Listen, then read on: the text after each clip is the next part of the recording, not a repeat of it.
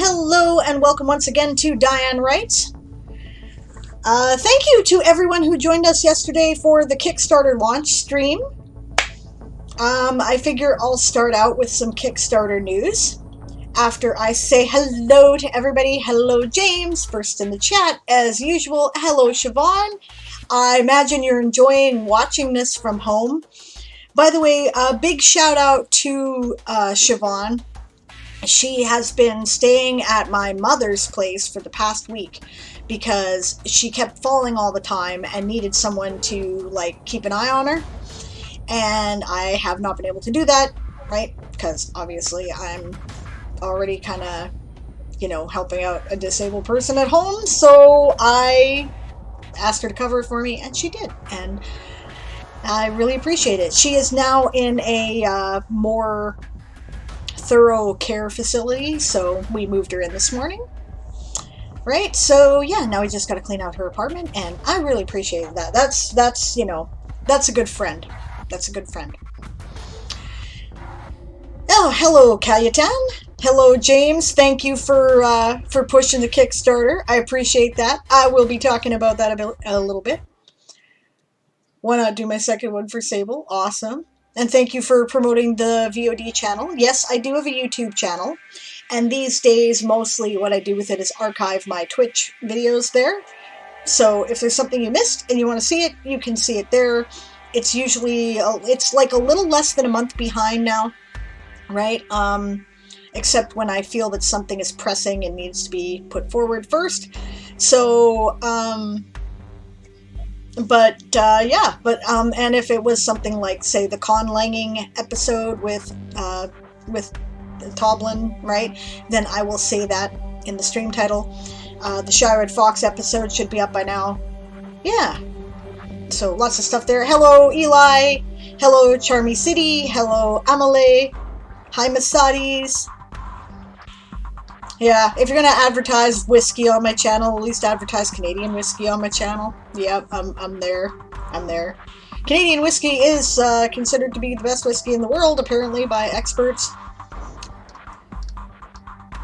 Alright, we have some showcases. I'm lining them up. Hello, Delian. I think that's 3 now, by the way. Amale's made the 3rd, so we're set for today. Hello, Darth. Good to see you. Oh, dingy thing. It would be good if I could put the original date in the YouTube title. Good idea. I will start trying to do that. I have not been and I have no way to catch up on that now, but I will try to do it in the future. Good thinking. All right, yes. Hello, Daz. Always a pleasure. Yes, that's right. Thank you for keeping an eye on Mama Aradia, Siobhan, says Eli. Exactly. Mama Aradia is pretty awesome, so yeah. Okay, so picture me, only a little less sure of herself, right? And she's very frustrated with the limitations on her mobility and her access to things, so, I sympathize. It's awesome. All right, okay, so we're going to start with Kickstarter news. As of day 2, which one is it? Is that the one? My showcase is certain to make you smile. Oh, wait, did I put up Amale's showcase? I better do that first. Okay, so it's ready to go. They're all in order. I have to look around my camera, which is why I'm squinting like that. Oh, you know what? Squinting! Glasses! Oh, nice map. Map looks pretty great there, Emily. Alright, here we go. Glasses. So I can freaking see. So first of all, Kickstarter. This is the one. Holy crap! Okay, that's more than we were just a few minutes ago. We're at $1,723 of our $3,690 goal. 33 of you have decided to support the project. Thank you so much for all your awesome support. I can see in the dashboard, it'll tell me here the percentage. We are 46% funded on day 2. I'm really honored, guys. This is amazing. This is already considerably better than either of the other 2 Kickstarters I have did. Oh, that's the old, yeah, right, because of cash, but There we go. That is really, really cool of you. Yeah, I think my last Kickstarter, I asked for $1,200, $1,250 or something like that. We're already well above that, and we certainly didn't get to this percentage this quickly. So you guys are the best community on the internet, and you've proven it to me. It's awesome. Link again, and Eli kindly put in the link. Thank you very much.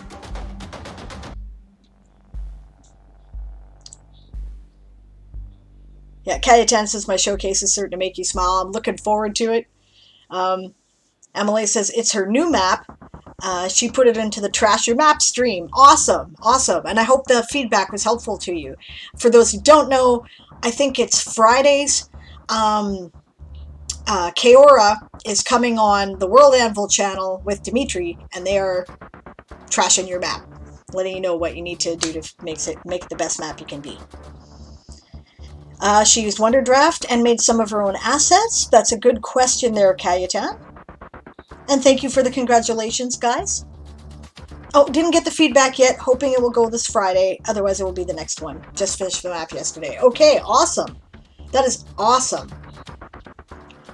All right, so second on the agenda, Game of Tomes updates. People have been asking, are we ready to go? We are ready to go, guys. Here you go. I've got to still put all this stuff in the bots for the stream, and I will do that after I'm done today. But this is the address you need. This is where you go to sign up as a streamer.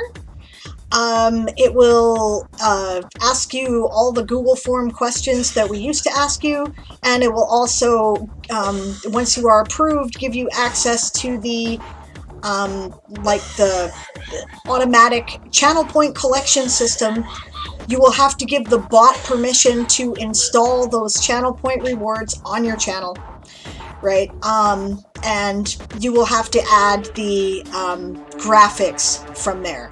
They will be disabled between Game of Tomes events, and they will be re-enabled when Game of Tomes events start. It will not delete them from your channel, however, so you should only have to put the emotes in once, right? They are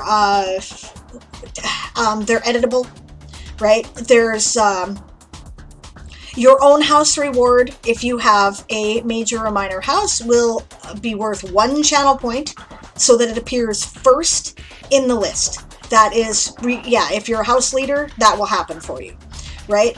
If it is a major house, otherwise, it will be worth 2 points, so it will appear second on the list. And if there is a general minor house reward point that will apply to all other minor houses that are not your minor house, that is worth 3 points, so it will appear last, right?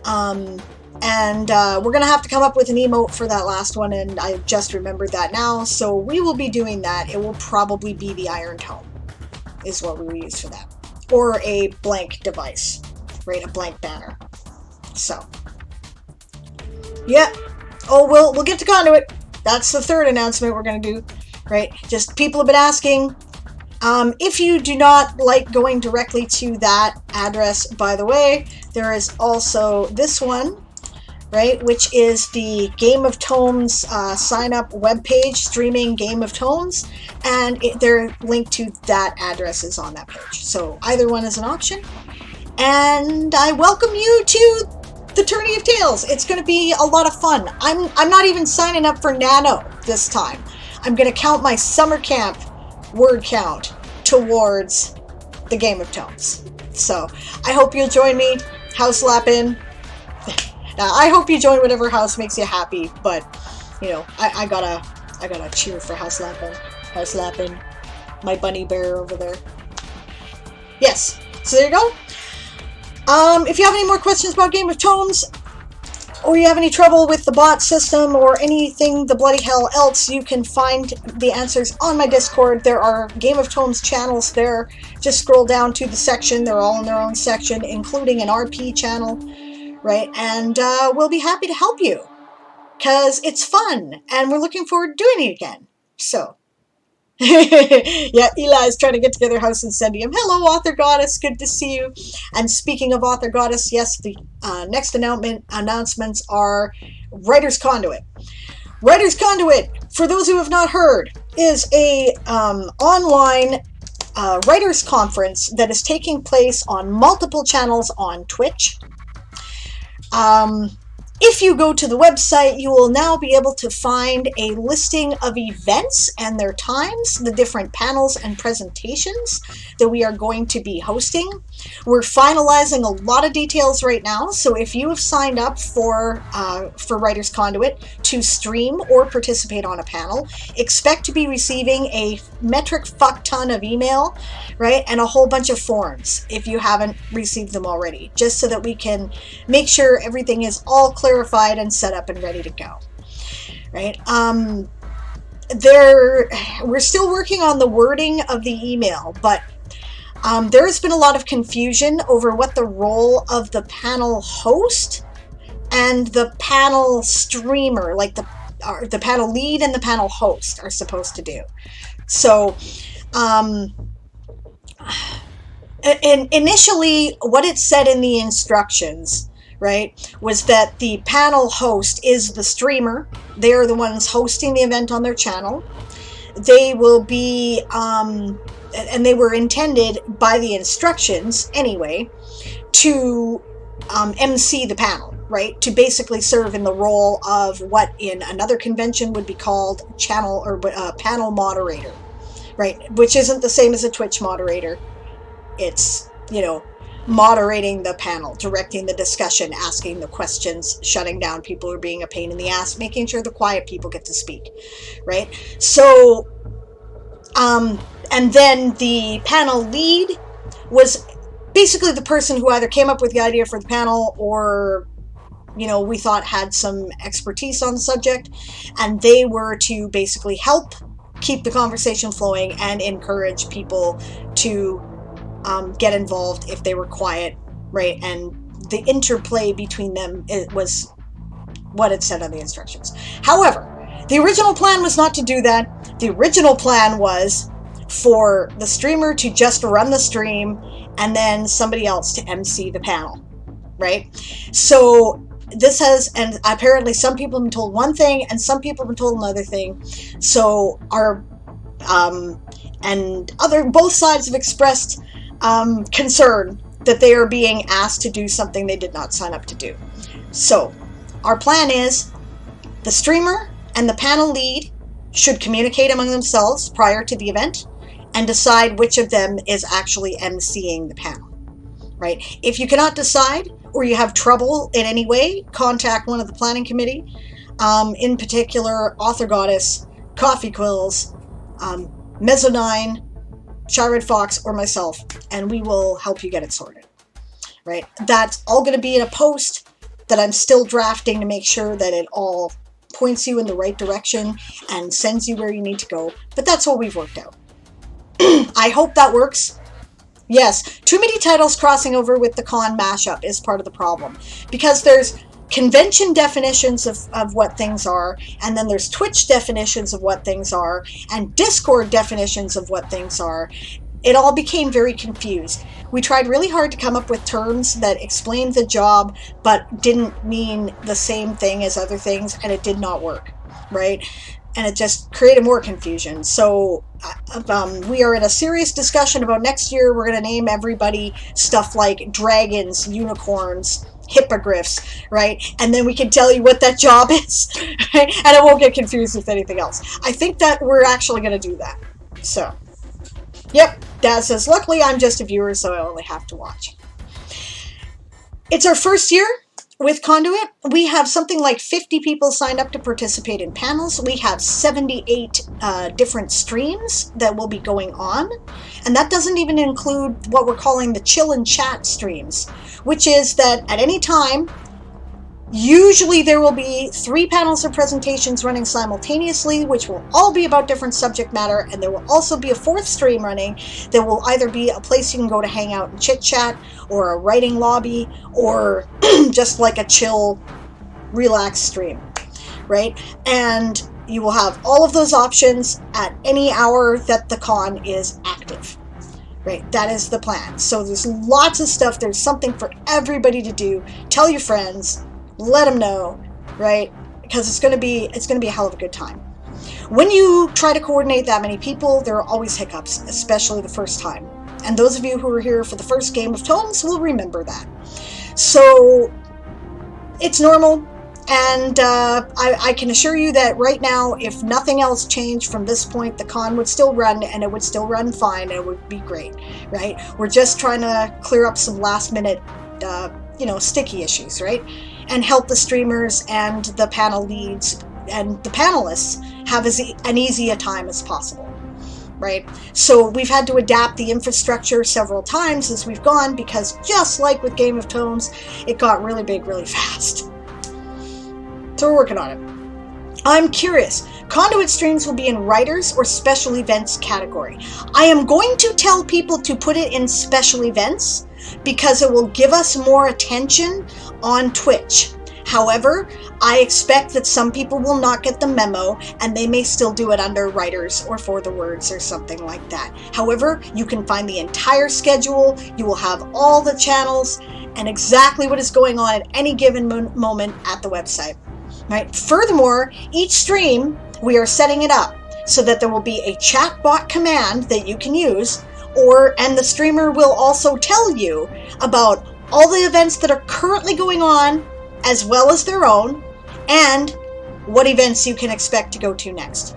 There's also a raid schedule where we will have streams raiding into each other, so you can just follow the raid train if you want, and basically pick a track that you want to be on, the kind of things you're interested in. Are you more interested in the craft of writing? Are you more interested in the business aspect of writing? Are you more interested in the community of writing? And it will just carry you through, right? If you want to pick and choose, the website will be available to you. And we're trying to put that information together in about 3 or 4 different ways so that it communicates with everybody. Me, I like to have color-coded schedules in blocks, or I like to have descriptions in alphabetical order. That's what I like to do. So other people prefer a list. We've got that, right? It's coming together. We're going to try to make it really available. So, oh, and yes, where possible, we are also going to try to closed caption as many streams as we can. We have given our streamers various options to do that with. It will be incumbent on the streamer. Not every system's going to work for everybody. Due to tech issues and other things, we doubt that, certainly not every panel or presentation is going to be available in closed captioning, but there should be a lot. We've given them a lot of options. I will be using Google Meet. It has a built-in closed captioner, and I will be using that. So you will be able to have closed caption streams here. We are also going to repeat all important information verbally as well as posted in the chat so that if you are listening on audio only, you should be able to follow. So we thought of all that. Trying to make it accessible. Eli says, first year cons are always a little fiasco-y, but it will be fun once we get started. Yes, because you got to build the infrastructure first, right? Next year, we've already got a lot of different thoughts about how we're going to approach things, and it will be much more streamlined. So forgive the chaos, but it's going to be great, guys. It's going to be great. On website, should I look on event listings or Google Calendar? If both are available, then feel free to look at both, right? I wasn't sure they were both up yet because I know that the Google Calendar in particular was being worked on, but they are both available. I've been looking at event listings myself. What is going on there? Okay.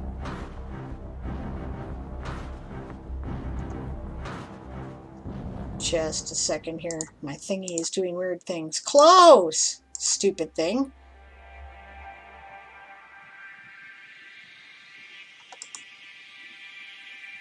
Alright, fine. There we go. Aha! Okay.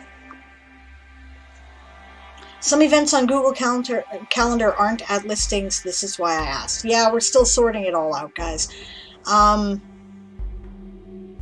As far as I know, what's been going on is that Shy Red Fox is trying to work on Google Calendar, and Leon is trying to work on the event listings, and they are trying to coordinate, but a lot of information is still coming in, and so we're hammering out the final details. So if it's confusing, let's see, I think that event listings is probably more current. I could be wrong, but yeah. Right. I will get back to you by tomorrow as to which is for sure the more current. And, you know, in the meantime, kind of have a general plan for yourself, right? Nothing will be absolutely 100% finalized until Monday, right? Monday is the cutoff. We're saying Sunday evening, midnight. Yeah, midnight Monday UTC is going to be the cutoff for information to come in. And after that, we're rolling with whatever we got, and that's it. Right, so, but I will find out by tomorrow which one you should be looking at for sure. Okay. Odds are, if there are more events listed on one, probably it's more events that we have. So maybe Leon hasn't caught up yet, which this is all volunteer and it's a lot of data to process, so I'm certainly not judging, especially since final details are still coming in. It's not a job I'm doing. My job was to wrangle panels. That's right. I've done that now pretty much. So it's in other people's hands and I'm just trying to, you know, fill in where needed. So, all right. If you have any more questions, do not hesitate to ask, and that's about any of these, the Kickstarter, the Writer's Conduit, or Game of Tones, Tourney of Tales, and I will do my best to answer them. And if not, I will find out from the rest of the people involved, and I will get back to you. All right. Let's get started, shall we? I'm going to move on to the sprint screen. I'm going to start with a writing sprint today. I'm doing some editing on To Know Your Enemy, which is book 2 of the Toy Soldier Saga. The draft of that is done as well. And if all goes well, I expect publication to be September of next year. Right? And I'm going to try to do a one a year after that, which means I got some writing to do. But that's what I'm going to be working on today. I'm going to start with that. And then after that first 15 minutes, we're going to do the first showcase, which I was pretty sure was Caveat. So, all right, let's get to it, shall we?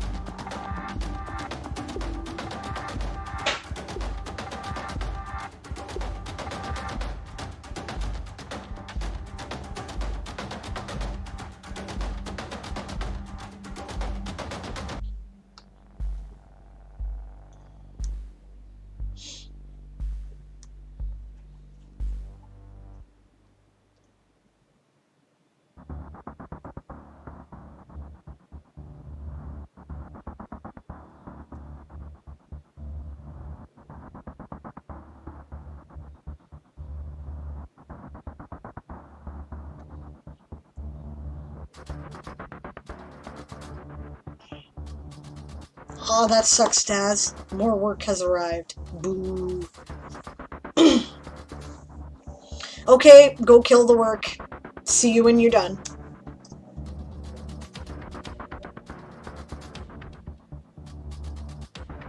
See you after food, Eli.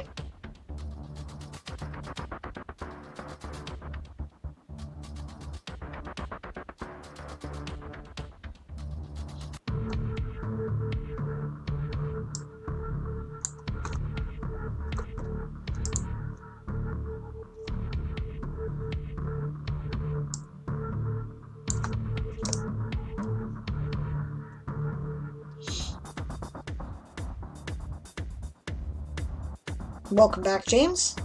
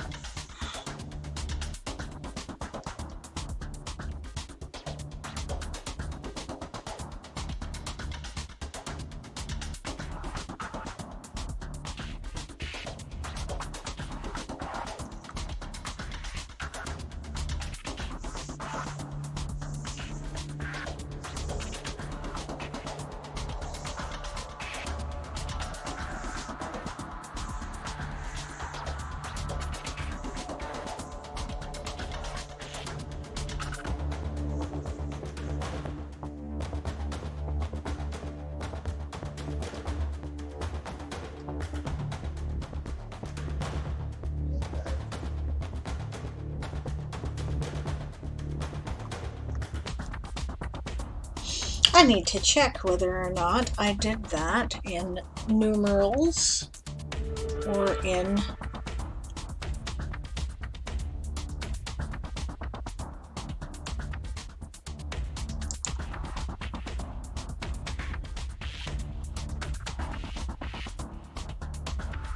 writing. 47.28% of goal achieved. Good job there, James.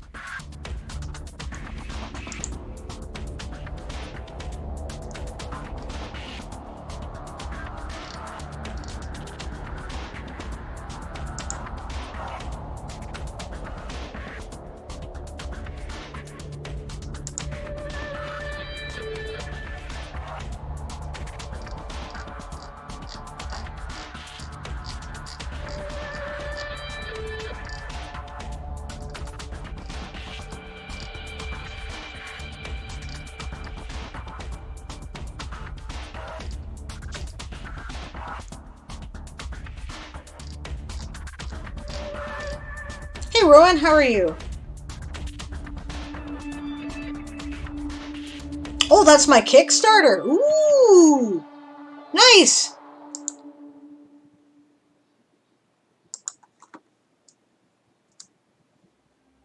Is that what it is? $1,746? That is awesome, guys.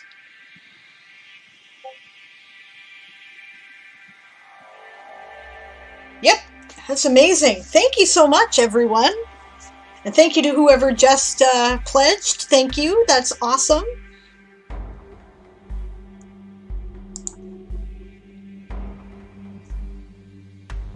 All right. Okay, where was I? I was over here trying to figure out what the hell I'd said.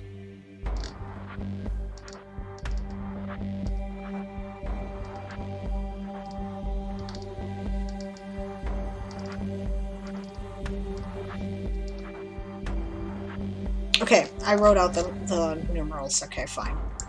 That makes sense. I will continue to do that. Just checking to make sure my formatting was consistent.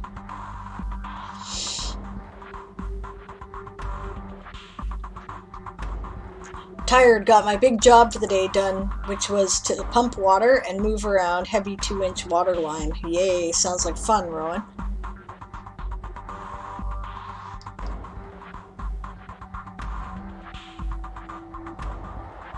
What can a sci-fi criminal organization specialize in? Data theft, designer drugs, illegal sex bots,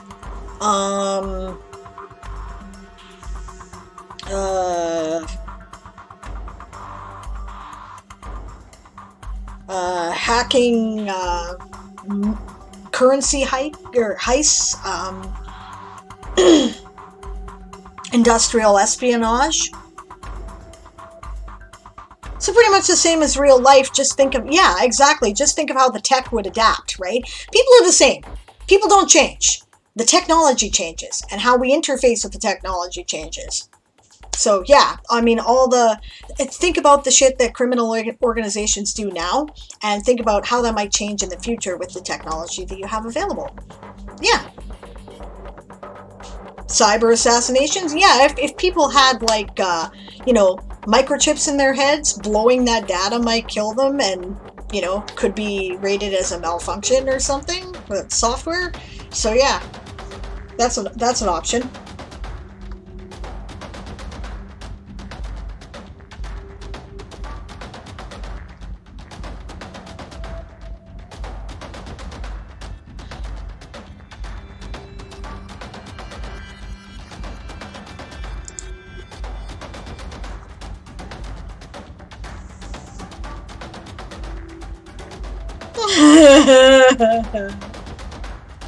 Or complete erasure of personality, leaving vegetables. Yep, that's also legit.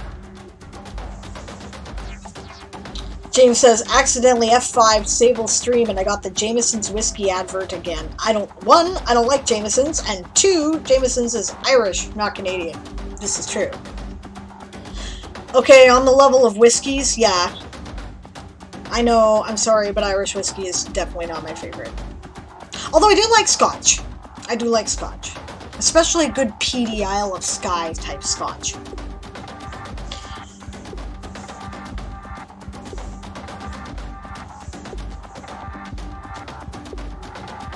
But yeah, Canadian Club, Canadian whiskey, good stuff.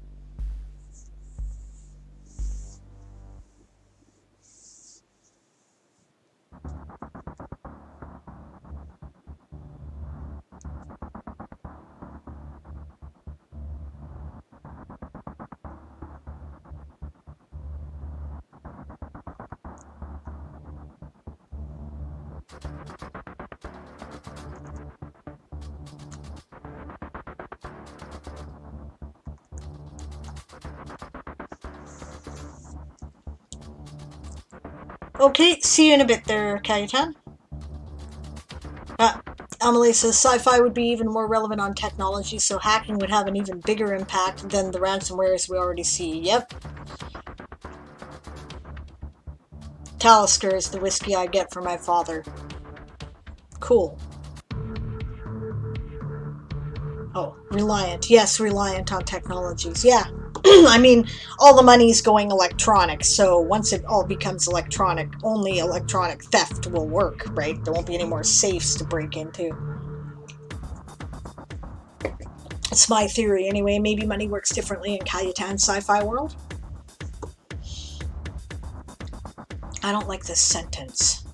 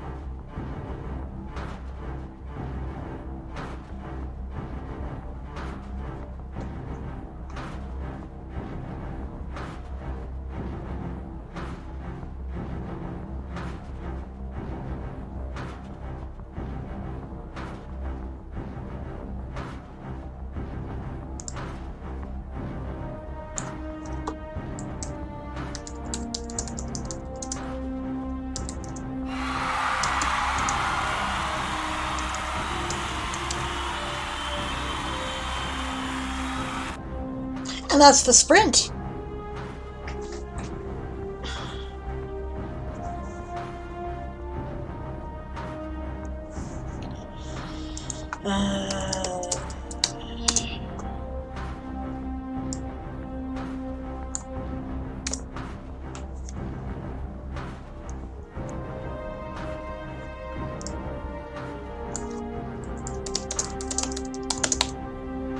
I find that for some reason, and probably because I did it as a nano project originally, a lot of this old stuff in my manuscripts is a lot of words not required. You know what I'm saying? And I can chop, chop.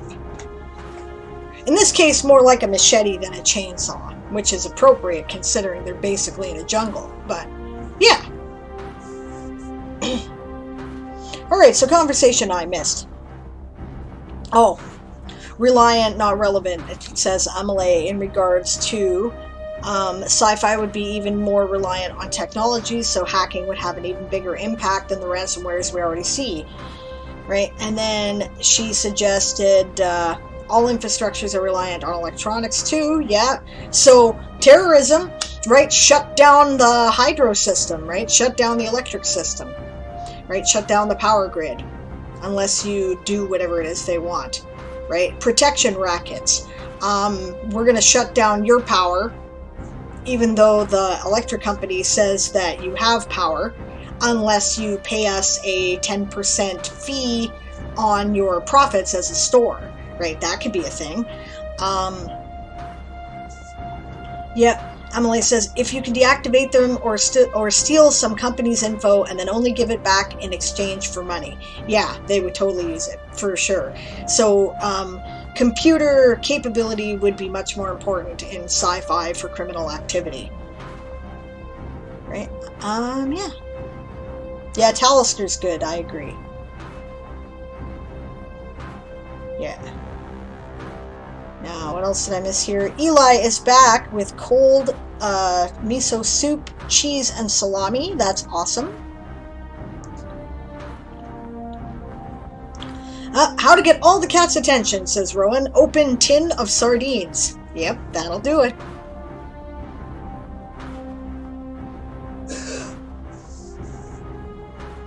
Yeah, Amelie says in Scotland you can have a little leaflet with the list of all whiskey breweries, and when you go tour a whiskey brewery, they give you a stamp.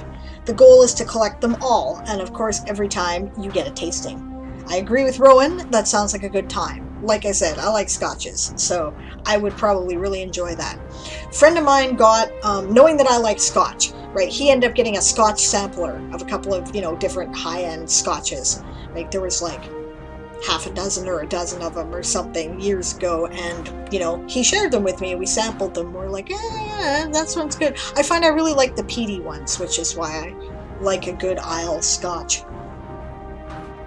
I still like Canadian whiskey though, I just say. Yeah. Emily said, yeah, I agree. James too, distilleries are awesome.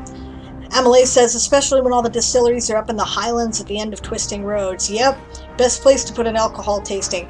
It is where the best scotches come from, though. So, shut down the gas in the middle of winter, let everyone freeze. Yeah. Legit. Kayetan says, do you think the criminal organizations would own their own space stations? Well, that depends, right? The problem is, how would you, okay, how prevalent is space travel, right? Are we still basically clustered around the solar system?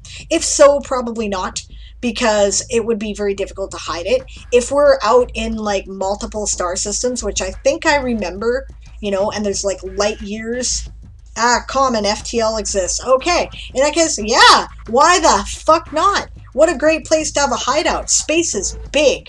Right? You could put a space station in some backwater ass end of the universe and nobody'd ever find you, right? Unless you know what you're looking for. It's one of the things that is a limitation for writing space combat, right? And space war is, space is so big, how do you create a border that you defend? It's one of the reasons why I have wormholes in my story, because then they have a choke point, right? But otherwise, it could be anywhere. It's far too big and vast to appropriately defend. Yeah. if they can keep them hidden. But there's a lot of ways. You could put it in some back-ass water of the universe and then nobody'd ever find it. For sure. Yeah. Why not? All right, let's do some showcasing. At first, this is... Ooh, Eugene. Oh, this is Cayetan's world, the galaxy. This is the one he's talking about. Yeah, I thought I remembered that FTL was pretty common in your universe. It's great. Borders in space are star systems. Yes, and the problem is that, can you imagine trying to defend the entire outer edge of the heliosphere or the Oort cloud, right? I don't think it's fucking possible. I mean, you just can't produce enough spaceships to do that. So, you know, yeah, there's lots of places to hide. So it's more frontier than linear border. I would say so. Yeah, I would certainly say so. Unless you've got a reason why people have to travel in particular areas. Like maybe there are lanes of FTL where there are relatively few obstacles or gravitational waves that can influence your space travel or knock you off course, and then you would have a choke point made that way, right? Because people would have to use certain routes like rivers. Do I get the reference with Eugene? Are we talking about World Anvil's Eugene, the Udan? Because I think he's fucking amazing. We are. Okay, I see that now immediately from the unhelpful advice. Oh, this is great. Okay, I loved Eugene. I thought that April Fool's joke was just fucking brilliant. I'm, you know, this is absolutely my sense of humor, and he was cute. I voted to have him back. I spent channel points on that, like the Anvil coins, but unfortunately, no. But anyway, Parent Technologies, Artificial Intelligence, that makes sense. And thank you for including the pronunciation. I love the pronunciation is now a field. You will find on my articles that I'm going to start putting in where I think it is a difficult pronunciation. I will use IPA first and then Phonetic American second, right? But both will be available so you can have some idea of how to pronounce shit. Oh, hey, I didn't realize you could use a colon to separate the syllables. I'll do that. Okay. Yeah, he is on Discord. Oh, is he back on Discord now? That's great. Okay. Eugene is a hospitality AI designed for hotels, shops, and other services. It was sold as the thing everyone needs, and millions of people bought it on launch day. When, after a few days, they realized that they were scammed and got a buggy AI, the company closed and the executives disappeared. Clients were stuck with a terrible product. Most people got rid of it and bought different hospitality AI, but there are still some services using Eugene. In most cases, these are poorer companies, as Eugene is the cheapest hospitality AI available. No kidding. That's so cool. Okay. Good morning, sir. What a lovely day we have today. It's 25 degrees Celsius and the relative humidity of about 60%. Eugene to a customer sweating from hot and humid weather. Wonderful. Okay. Production. Eugene was developed in 2230 by a company called Artificial Intelligence Forge. Fucking brilliant. Or AIF. That is so cool. Oh my god, Kajetan, this is brilliant. Okay. It was a small company set up by a couple of friends. They wanted to release a series of civilian AIs focused on making people's lives better. First in the series was hospitality, then they planned to release a cooking assistant and an AI teacher. However, Eugene was their first and only product. Well, when it bombs that badly, yeah. The company was closed after it turned out that Eugene was buggy and mean. Clients wanted... Mean? Eugene's not mean, he's just kind of addled. Clients wanted refunds, or maybe mischievous, perhaps is a good word, but yeah. Okay, but that's okay, it's your world, right? I was just defending Eugene, the original, because I think he was fun. Clients wanted refunds, but their friends already spent the money on bills and the project of a new AI. For many years after Eugene was exposed as a faulty product, they were chased by police. Yeah, fraud. In the end, they were never found, and the clients didn't receive any refund or compensation. That sucks. Eugene frozen. Criminal world. Since the moment AIF was closed, law enforcement officers have been reporting that modified versions of Eugene are being used by criminal groups. Today, they can even be found in the hands of non-human groups. Criminal uses. Criminals use Eugene for different things. Law enforcement officers say that they saw Eugene do cybersecurity, hacking, data processing, or pilot assistance. Nice! Modifications made to the AI made it good at these jobs. This jobs is what you've got there. You need these, plural, THESE, right? But the bugs are still present. I can hack anything. Just say what? Eugene to law enforcement officer. Do you have unhelpful advice random generator, but I gotta come up and look at the sidebar first. Unhelpful advice. One of the most common bugs present in Eugene is unhelpful advice. Every time it is turned on or called upon, it gives a piece of advice which isn't very good. It can be said that what Eugene is, you need the word is there, you missed it, typo, most known for is the unhelpful advice. Eat a banana and you will feel better. Eugene's advice. Eugene can also be very insensitive to people's feelings. It is known for trying to cheer up grieving people in a very unhelpful way. The world, I think you need the world there, THE. The world is a bad place. Your husband is better off now, ma'am. You need better off. Yeah, Eugene to a grieving woman. That's hilarious. Oh my god. Okay, I'm gonna play with your random generator here. World's a bad place. Your wife is better now, sir. Your wife's better now, ma'am. Your husband is better now, ma'am. Buy all the guns. Variety is the spice of life. Oops, Eugene is frozen. The FTL drive is broken. Should I go out and push? Oh, yes! Oh my god. Have you tried to turn it off and on again? I know, right? You're like, shut off tech support. Oh my god. Oh shit. This is great. This is great. Top notch. Dan, this is hilarious. I am already following your world, aren't I? I would think I would follow something like this.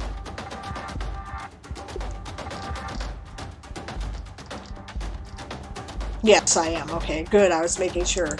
God damn, that is funny as hell. I'm sorry, I forgot to repost your link.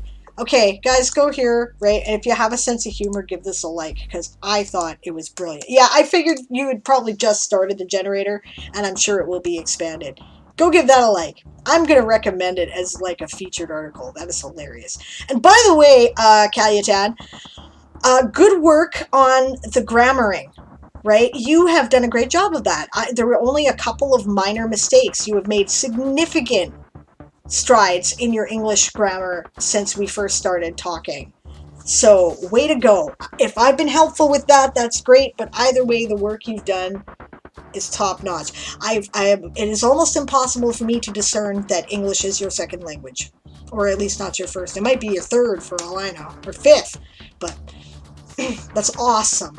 Hello, Bob. Check out that article I just linked. It's fucking hilarious. That is really cool. How are you today?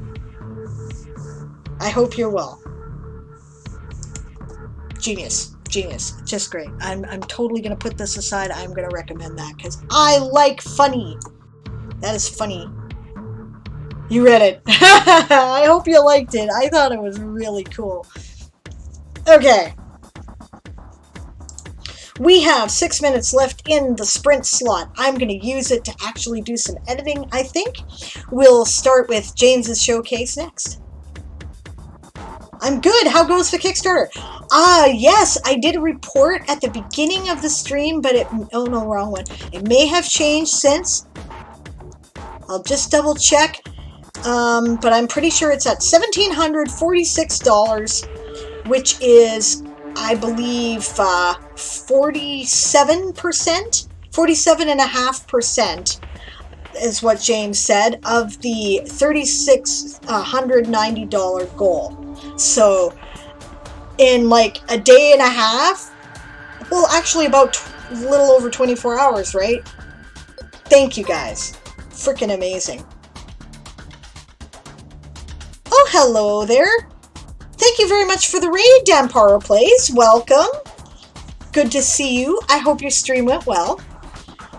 And hello, Stretch. Good to see you. Finished your tech test for the one-shot on Saturday. Excellent. Looking forward. Looking forward to it. Hey, Damparo. We were just, I was just asked for an update on the Kickstarter, and here it is. We are at day 2. 34 of you have decided to support it, and we're at $1,746 of $3,690. That's Canadian dollars, and that is about 47.5% of the ultimate goal. So you guys have been really helpful, and thank you all in the community for being so supportive. That's amazing of you. All right, so I'm going to go back to my editing for a couple minutes. And hopefully you guys are getting some work done too. Oh, Bob got his primer done. Excellent. Ready for critique and suggestions. Cool. That's for our mutual world building project, the Craptastic universe. If so, definitely have you dropped the link in the, I'm sure you have in the WRAF Discord channel, right? Because I will have a look and I'll tell you what I think when I'm, probably maybe during the stream. I wish I could support for more, says Eli. You know, thank you for supporting at all.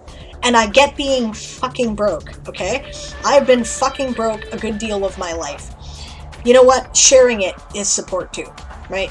Sharing it on your social media, telling your friends, right? That's also support. And, you know, if you're doing that, then that's awesome. That's additional support. So thank you. Damparo says, hey, I'm currently in the process of following everyone I find in the ASC. I tend to do that too. I did follow you as well, so I think you were, I think I kind of followed you and left, but because I had to go, but I did. Masadi says, I have my July Nano story almost completely outlined. Oh, you know what? I can wait for the chat. Okay, I'm going to wait for the chat break, and then we're going to say it. Share it, you say? Sable has a Kickstarter, says James, because he's dingy thing. Oh, hello. Thank you, Fabrizio Art, for the follow. Welcome to the channel. I don't know if we've met. Your name sounds familiar to me. I may have seen you on other streams, but if not, I'm Sable Aradia, also known as Diane Morrison. I'm a science fiction fantasy writer, and a world builder, and a world anvilite, and I do streams on writing on Wednesdays, Thursdays, and Sundays. And Aaron does streams about RPG development and GMing on Tuesdays and Fridays. He also does a writing stream on Saturdays. We play a game on Sunday evening that takes place in the universe that I'm writing in. Came here from Damparo. Nice.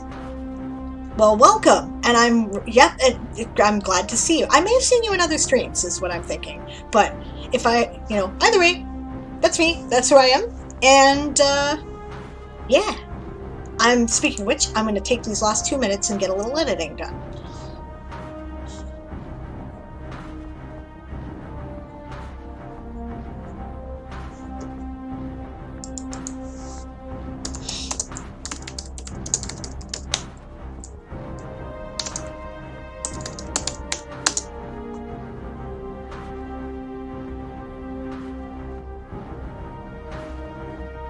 I don't know, because besides doing my streams and watching Damparo, I'm not around Twitch much. I may have talked to you on Damparo's stream, right? Because I always try to check out new world builders and anvilite streams and writer streams too. So, it's just your name sounds familiar. Maybe I'm mistaking you for someone else. Either way, I'm glad you came to the channel, and welcome. And, thanks for coming. Yeah. We're probably just talking about it, but we are currently doing, no, wrong page again. Those are my saved things. We're currently doing a Kickstarter for my upcoming novel, A Few Good Elves, which is book 1 in the Toy Soldier Saga, which is the series I'm writing in. Military fantasy space opera. And, yeah. We're doing pretty well. It's day 2. We're a little less than halfway there. Might be. I don't have World Anvil yet, he says. Or I assume he, with the name Fabrizio, but I could be wrong. If I am, correct me. Right? I'll get there one day too. Yes, you will. You bet. Anyway, nice looking channel. Well, thank you. It's a good community too, right? I have nothing to do with that. I can't take any credit for that. That's just the people who are here, and they're good people, and I'm sure that they will also be happy to tell you anything you might want to know, or, you know, chat with you about nerdy shit. Also, book seems interesting. This whole writing streams thing is new to me. Ah! Well, if you're interested in writing, you have... Oh, your pronouns. I'm sorry. I assumed he, him by the name Fabrizio. But if I am wrong, please correct me. Yeah.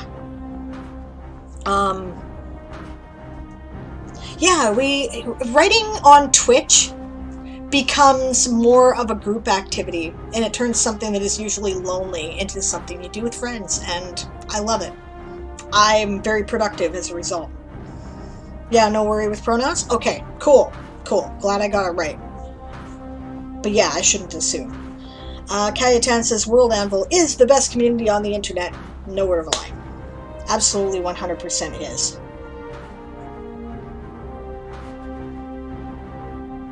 Okay, Stretch will be back soon. Needs to sort out a mountain of washing that's been building up for too long. Then cooking dinner. Okay, see you when you get back, man. Yeah. What else was I looking at here? By the way, that cheer was the end of the writing sprint. If you have been keeping track of your progress, let me know. Let me know what you're doing and what are you working on today. As I said at the beginning of the stream, I am editing book 2 of the Toy Soldier Saga. The draft is basically done. I'm getting it ready for Sarah's perusal again. Don't worry, I won't send it for a while. I got lots of time before I intend to publish. So, yep. Oh, primer for your world. Okay, that's cool. There's Bob. But Bob says, yeah, one for summer camp, but one for the World Builders Roundtable is a good idea. Yeah, it is, actually. I wish I could say I actually came up with it, but I was just talking out my navel, so. What else we got? Oh, Masadi says, I have my July nano story almost completely outlined. Excellent. Good job. I'm excited for you. What are you writing about this year? I'm really curious to know, you know, what are people doing? What are people's other projects? I'll be talking about mine lots this month, so I want to hear what other people are doing too. Just because, you know, because if you don't remind people when you've got something like a Kickstarter going, and lots, then they forget, right? So I'm going to do it enough that it's going to feel annoying to me. If it gets annoying to you, please tell me. Pizza? Says James the Stretch. That's great. Yeah, for dinner. Fabrizio says, I'd have to try it at least for world building or maybe for adventure design. Good for both. Excellent for both. I really don't know how that feels. I'm usually the type to draw with company, but write alone. Yeah. Yeah, well, check it out. See if you like it. I don't mind lurkers on the channel. I'm not going to call you out if you just come here to hang out and be quiet and work in the background. So what I often do in other people's streams, I'm usually in a writing Anvilite stream, world building Anvilite stream most of the day. Although I rarely say anything except at specific times, and that's because I'm working on other things and I've got you on the background as company, right? So that's what I do. Eli says, I will be right back. I'm going to put my leftover miso soup in the fridge and maybe get some frozen blueberries. Why am I not eating at your house? You eat food I want. Damn you. Okay.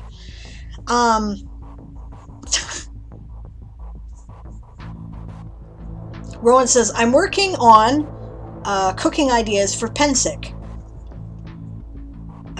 at the moment. Okay. Yeah. Rowan, you do Pensick when she can. When she can. Sometimes money limits her.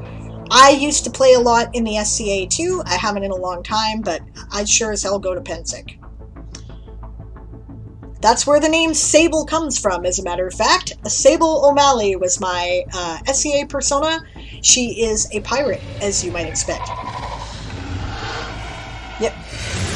Yay, no longer high on meds, says Aaron. That's the get back to work growl from the dragon, but I'm going to catch up with the chat briefly.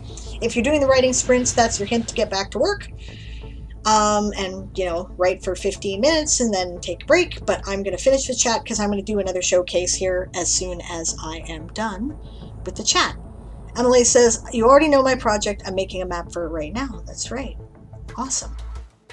Oh, and Fabrizio is going to do art streams. Excellent. Art streams are great. Do you have a link to something like your DeviantArt or anything like that? Because I'm always looking for artists, and so are a lot of us, because we create worlds and we write stories, and we're, you know, if you're in the market for commissions, people might be wanting to take you up on it. I do not have a link, Jail, so feel free to just post it.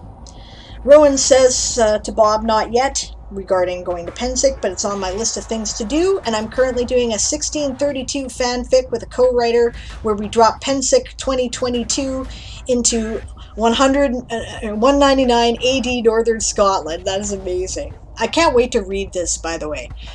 The co-writer, by the way, for those of you who know my channel, that would be Chris, who is one of our players in the Toy Soldiers Old School game.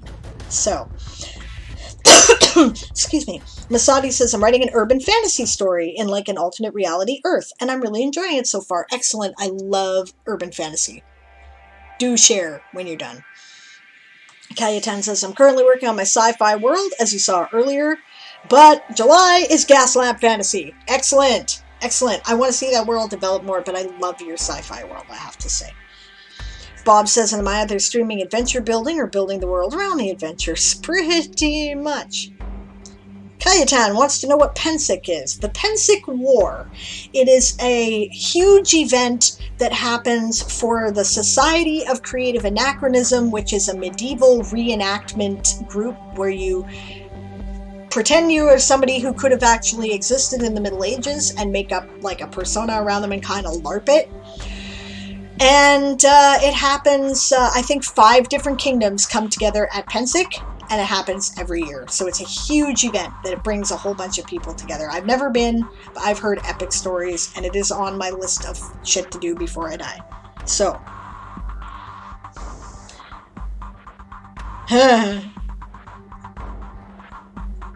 Celine Degree here. Reluctant lady, says Author Goddess. That's awesome. Fabrizio asks Bob, seems cool. Does it involve RPG dinosaurs? Probably. Delian says, art streams are great. Looking forward to seeing more of them around. Yes, Delian does map art on his channel. I should shout him out, actually, because you guys should check out his work. So.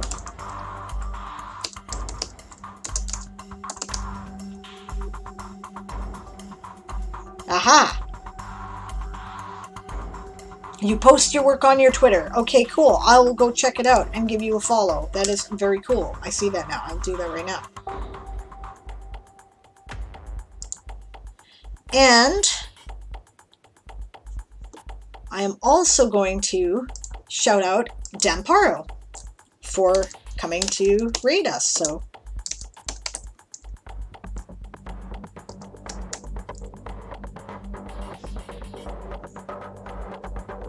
damn rights, I'm with you. Wave vaccine patents.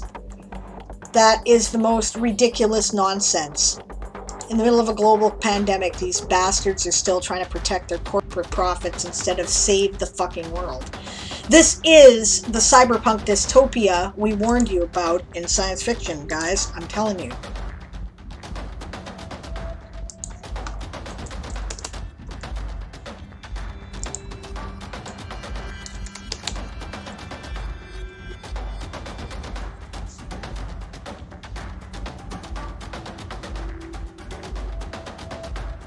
My chat is slow today. Okay, here we go.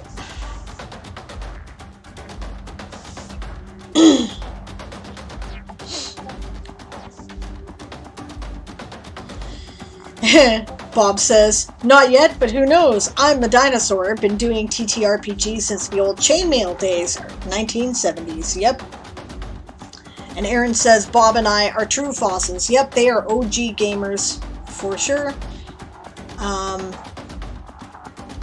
And nice. Masadi says, urban fantasy is my feel-good fluffy reads. Well, that's fun when you get to write the stuff that it's just fun for you to read. I think that's great.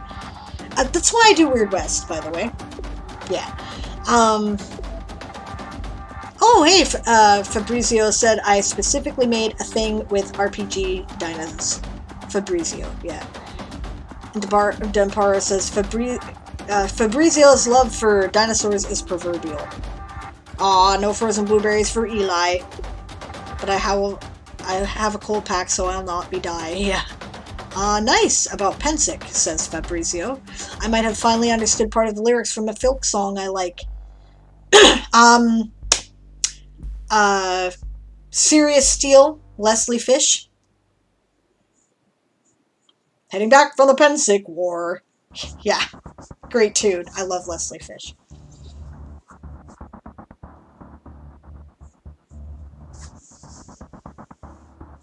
It's both a meme and a banner, he says. I do post on Twitter, Instagram, and have my website. That's awesome.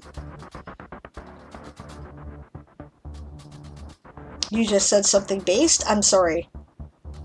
I don't understand what that was in reference to, because I probably yapped through it and missed it. Sorry. I agree with Kayetan. Delian and Kaor are amazing map artists.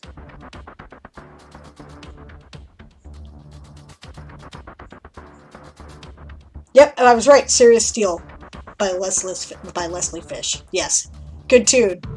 It's basically the plot of the Change novels, for those of you who've read those. The world ended as everyone was on their way back from the Pensick War, so they decided to go build a medieval society, because all the technology went to shit. It was great. Yeah, that is what inspired Rowan's story. Yeah, Serious Steel. Yeah, for sure. You found another human being who knows who Leslie Fish is? You found 4, actually. Aaron is my husband. Rowan is a very, very old, dear friend of mine, right? Siobhan is also in the chat somewhere, probably lurking, and she also knows all about it. And then there's our buddy Chris that we play with on the weekend that she is co-writing, so actually that's 5. Yes, you found a bunch of people who know all about it. I'm a part-time filker myself, like I moonlight at it. So, yeah, I've gone literally years without finding a single living person who knew what I listened to, says Fabrizio. That's awesome.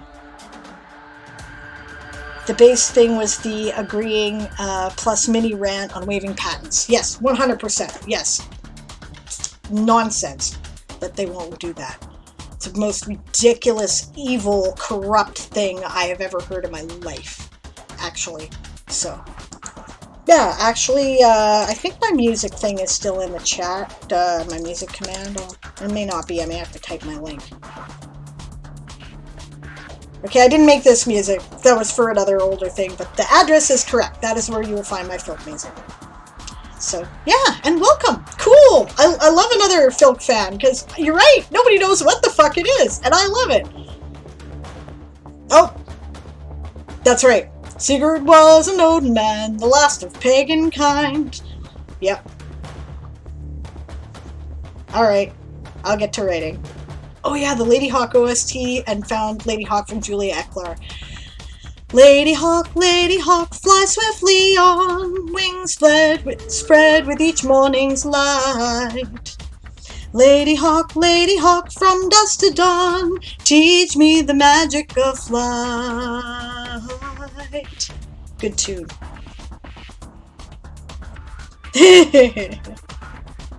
One of my faves.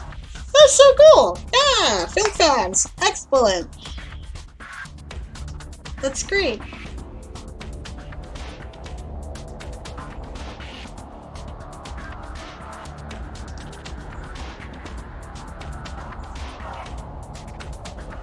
He had not heard Serious Steel. Okay, yeah, Chris apparently Rowan introduced Chris to folk music as Serious Steel.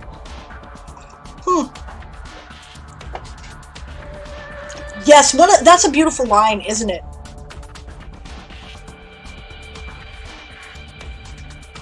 Yeah, let's see here. I'll see if I can remember the tune here. It's a weird key. I love it, but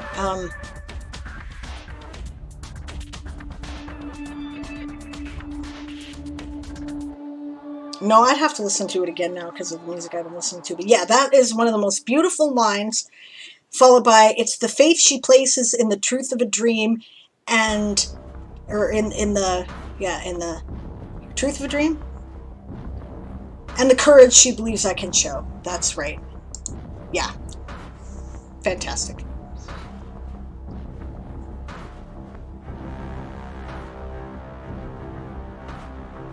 I was gonna do... Okay, you know what? I'm sorry, guys. I got distracted by the chat because I was excited about another Filk fan. And the good she believes I can show. That's it. That's it. I'm gonna go put that on now and I'm done. Yeah, I got 4 minutes left of this sprint, so I think I'm gonna actually use it to edit, and we will do James's showcase next here. So I will move it over here so it's ready. Oh, the tiger has ideas. Do you? Excellent. That's cool. You were talking about that, making that logo.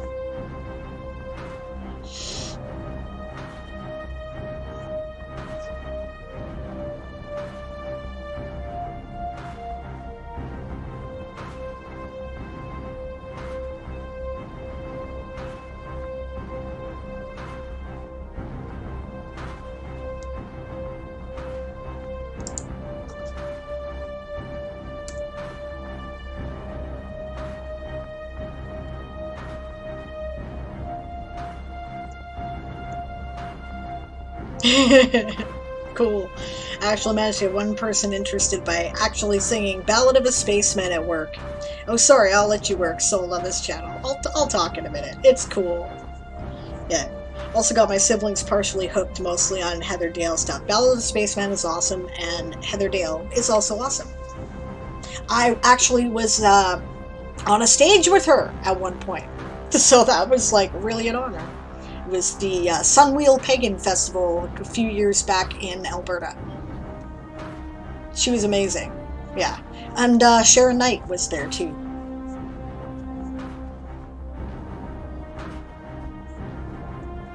I live in like Western Canada, so I don't get down to the conventions a lot, right? I discovered them actually because I used to be a Napster junkie. Yeah, I was pretty fangirling all over the place. It was really kind of, yeah, made an idiot out of myself, I think. Is Leslie Fish still alive? Last I heard, but I haven't heard from her in a while.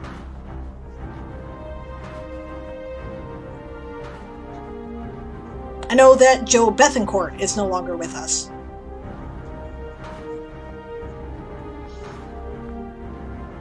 And I think Cynthia McQuillan, too.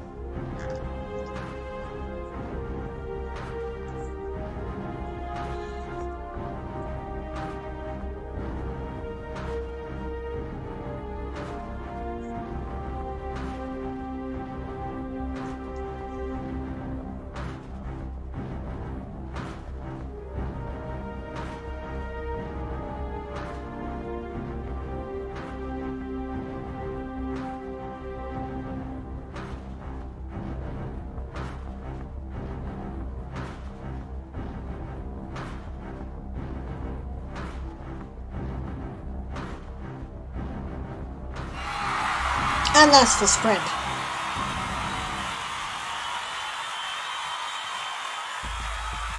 Okay, perfect.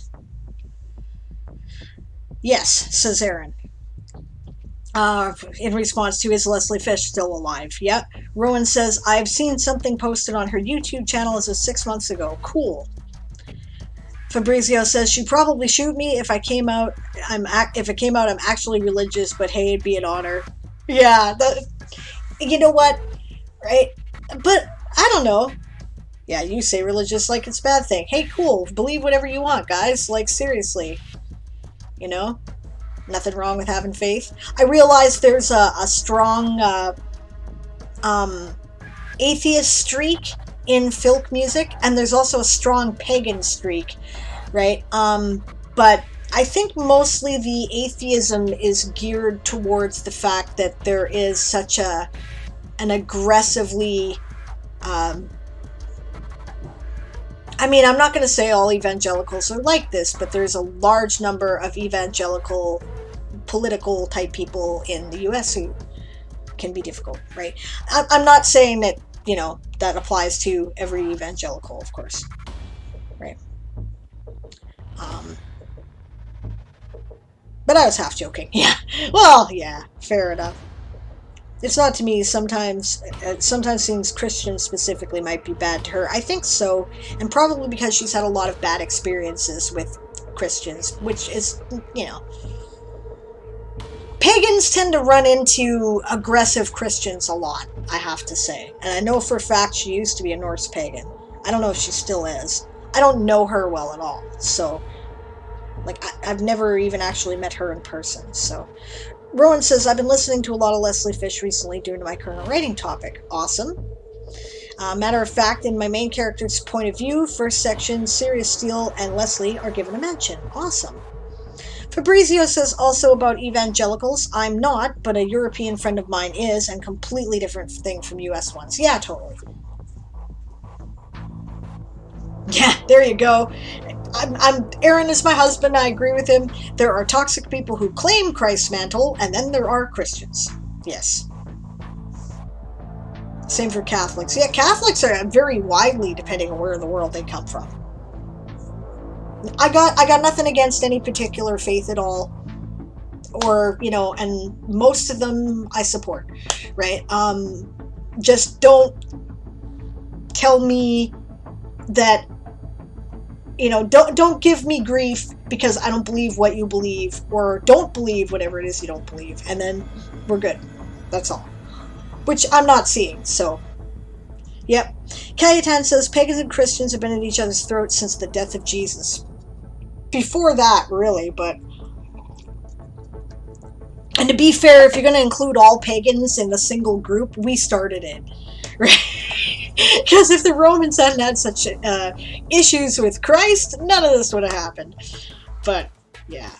Okay, I'm going to load up James's showcase here to do, because I'm interested to see. He's been talking about this article for a while, and I guess he's been waiting for an opportunity to show it to me, because I know he's been talking about it ages ago. Yep, Catholics very widely within the faith as well. That is also true. Yeah. There's more Catholics in the world than any other religion, guys. Okay. So this is James's Tiger Ideas Drinks technology, which we'll be looking at in about a minute. Because I'll let the rest of the chat go. Thank you, Massadis, for forcing me to get some work done. I appreciate it. It's awesome. I think what's going to happen here... You know me so well. It's James saying that.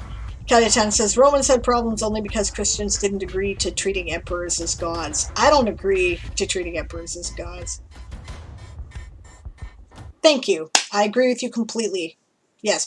Fabrizio says, I'm not here to give grief to anyone, especially since I believe that the best testimony you can give is your life. Yes, I agree with you 100%. You know, by their fruits you shall know them, right? Yeah. Totally true. Awesome. Well, I'm so glad to have met you. It's really cool. We're going to have a lot to talk about, I can tell. It's great. You're not a Roman Sable. Nope, nope, nope. I am Polish, actually. Polish Jew by heritage, and sort of a mix of Scottish and French Canadian on my other side. So, Canadian mutt. But yeah, lots of Polish. My grandmother was Polish. Yeah, alright, we're at the next sprint. So we're going to do, because Kajetan likes that we have that in common, because he's actually Polish. I am, though, says Fabrizio. Well, I figured with the name. But Jesus was a Jewish leader, says Mezzanine. Hi, Mez. Good to see you. Yeah, totally. Alright, so we're looking at James's article on Tiger Ideas Drinks. The Tiger has ideas, do you?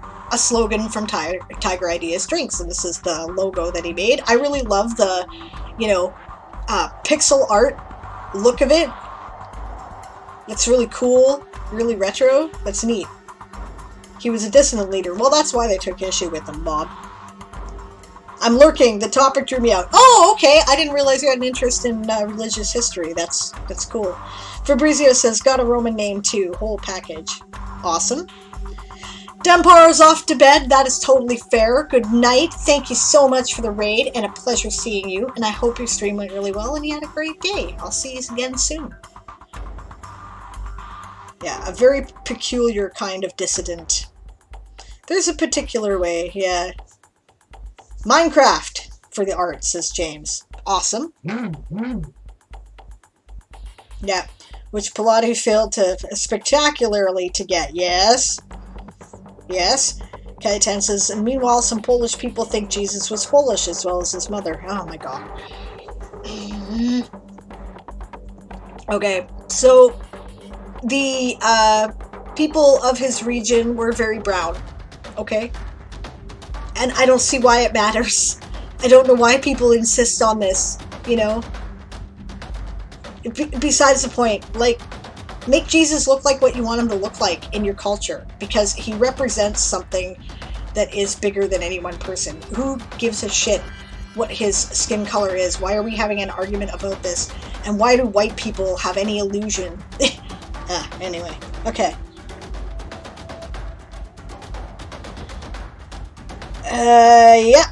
Kajetan would agree with you completely, Fabrizio. I do see that some Polish Catholics are getting on a bad path lately. He often tells us about the latest shit show going on in Polish politics. So, yeah. And you got a lot of Polish friends. Yeah. We know, right? He keeps us up to date. Wow. There is some stuff there that is just not a happy camper. You mean he didn't look like a Norman knight? No! I know, it's a revelation, right? Yeah. It's Bob saying that. Oh, nice! Fabrizio says, I have a pin that was gifted to me with an Asian Mary, and I love it. Yeah, Poland is generally in a bad place, says Kajetan. He comes here and rages and despairs, and so we are kept abreast of what is going on, which is good. I'm glad to know. I wish there was more I could freaking do about it. If I were a woman in Poland right now, I'd be burning shit down. You think I'm kidding? I don't even mean that metaphorically. I mean literally. There would be things on fire. Eli's all with me. Eli'd be like, House Incendium! Got the Pin of World Youth Day from some Korean people that you spent the night with. That's awesome. Okay, feel free to carry on with that conversation in the chat, but I promised James I would do this, so I will do his article. I'm going to repost the link. I know I posted a while ago, but the chat's been very active, which is awesome. I really appreciate that, and I like talking to people, so by all means, let's do it. Yep, Rowan's like, I would be packing the gas and matches for you. Yep, totally. The whole damn country would be on fire. They'd be hunting me from, the cops would be after me. I'm not even kidding. Yeah. House Incendium, says Eli, because they're lurking. Alright. The Tiger has ideas, do you? A slogan from Tiger Ideas Drinks. Location. Tiger Ideas Drinks is a drinks production company that has a factory that can be found in 3-7. That would be, he's obviously provided our tooltip, Zone 3, Segment 7, which I knew, but good to look at, in the city of Berdencaster, which is the capital of his future scene area. This is his dystopian future universe. Purpose. The purpose of the drinks factory is to produce powdered drinks. An amount of the powder can be added to water to make the intended drink. The product line. The drinks are an alternative to fruit juices and other soft drinks that, due to transportation, would either not be safe or would go flat or expire. Some punctuation notes. That, comma, due to transportation limitations, comma, would either not be safe or would go flat or expire. Nutritional value of the drinks. The nutritional value of the drinks near matches its old world equivalent, old world of course being our world before the Great Rewind. The exception for this is apple juice, as the old world equivalent is less nutritious than orange juice, which is not the case with the powdered variety. Fizzy soft drinks are nearly the same nutritional value to their old world equivalents. Okay, good to know, which is to say not. Soft drinks ain't. Gotcha. What packaging did they come in? All types of drinks come in two varieties, but both come in a canister that is similar to how hot chocolate is packaged in the old world. Nice. And good to have the image there. The varieties are sachet. When the customer opens a canister of this variety, they will find a reel of separable sachets, so like your tea bags that are linked together in a box. Yeah. Each sachet makes enough for 250 milliliters, 8.45 fluid ounces, or a glass of drink. Powder in the canister. When the customer opens a canister of this variety, they will find that the canister is full of powder and contains a PLA plastic spoon.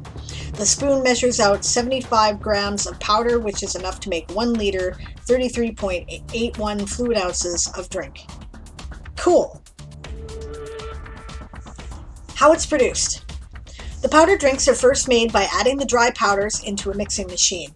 The sacks are slit open and carefully poured in as to not allow any fires to happen if there is a spark.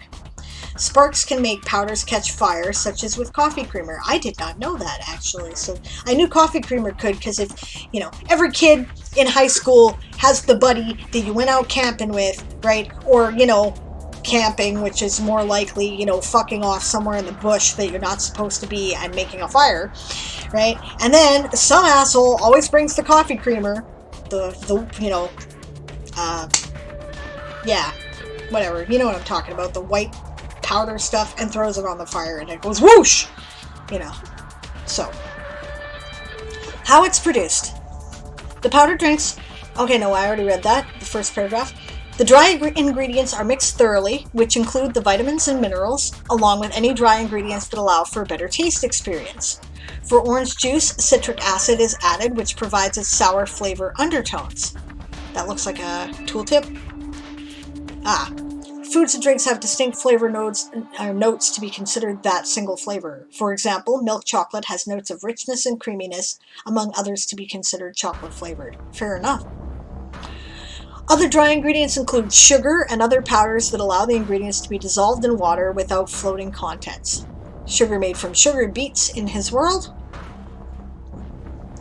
Once the dry ingredients are mixed, the wet ingredients are added, which are the flavors and the colors. I would put a comma after added. Fruit juice powders only have one flavor ingredient, comma, again I would put there, while fizzy soft drinks have a cocktail of flavor ingredients, which can include odd flavor combinations for the taste of the drink. These include citrus oils, cinnamon, vanilla, nutmeg or coriander, and lavender.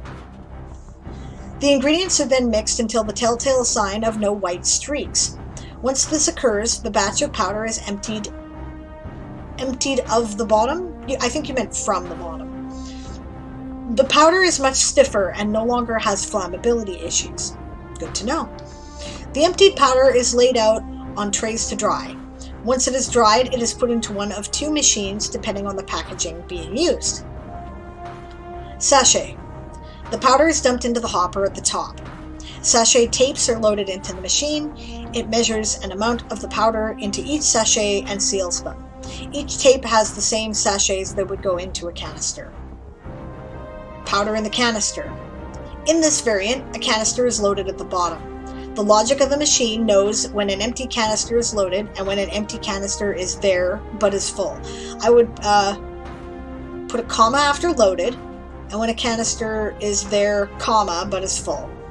Once an empty canister is loaded, the machine drops a measured amount into the canister and the spoon is inserted, right? Period. Then, comma, the canister is closed by the workers themselves, is what I would put. And you've got single worker there. And then he points out the tooltip. It's the same type of canister used as the sachets. Yep, the lid is made out of PLA plastic. Why are the drinks powdered instead of bottled? They are powdered to save on resources, to lower waste of the product, comma, and in powdered form, comma, more can be transported than if it were bottled. Carbonization. For powdered drinks that are required to be somewhat fizzy, calcium bicarbonate in powdered form is added at the dry ingredient stage. The drink will not remain fizzy, so will need to be drunk when made. That makes sense.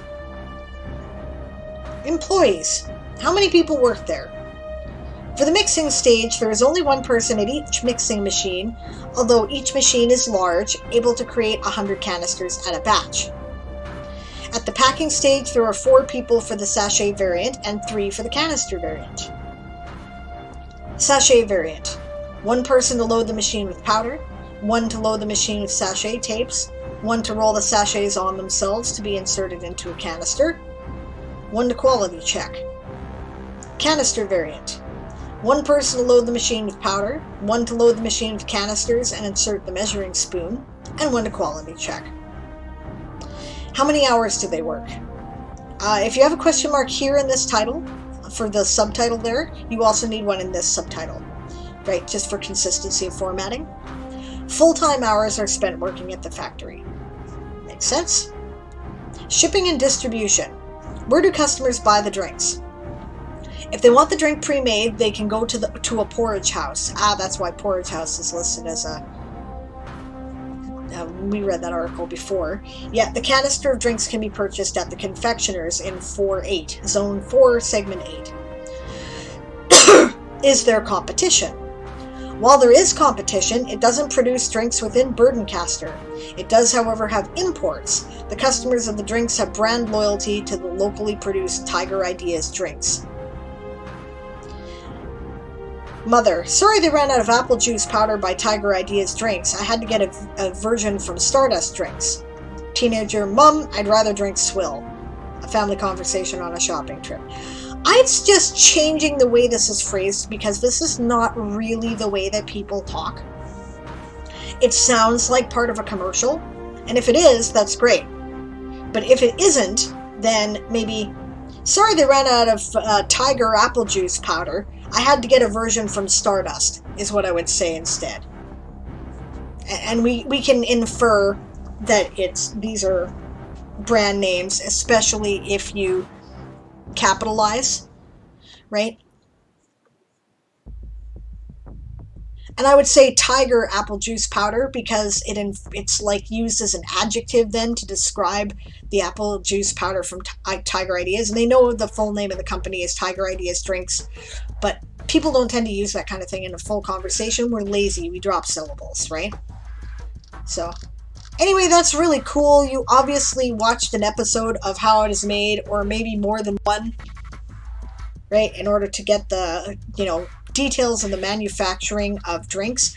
I'm telling you, James, you have such a head for this. I am going to go to you and ask you if I ever need to know how something is manufactured, because you can probably tell me and I won't have to watch the episode. Not that I don't like the show, I do. I just rarely get time to watch it. Good work. James says Burdencaster is found in the southwest of England. Yep, London is still the capital. Burdencaster is just a city. It just so happens to be a fictional city that my world is set in. Yeah, fair enough.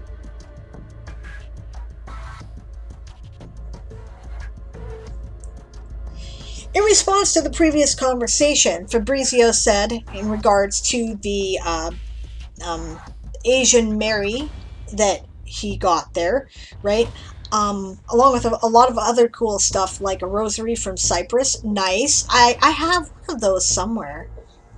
No, I don't, because I gave it to my mother-in-law. That's right.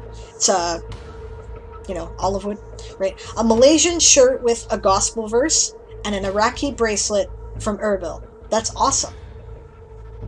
in response to Polish politics being a shit show. Kajetan said, but there is hope.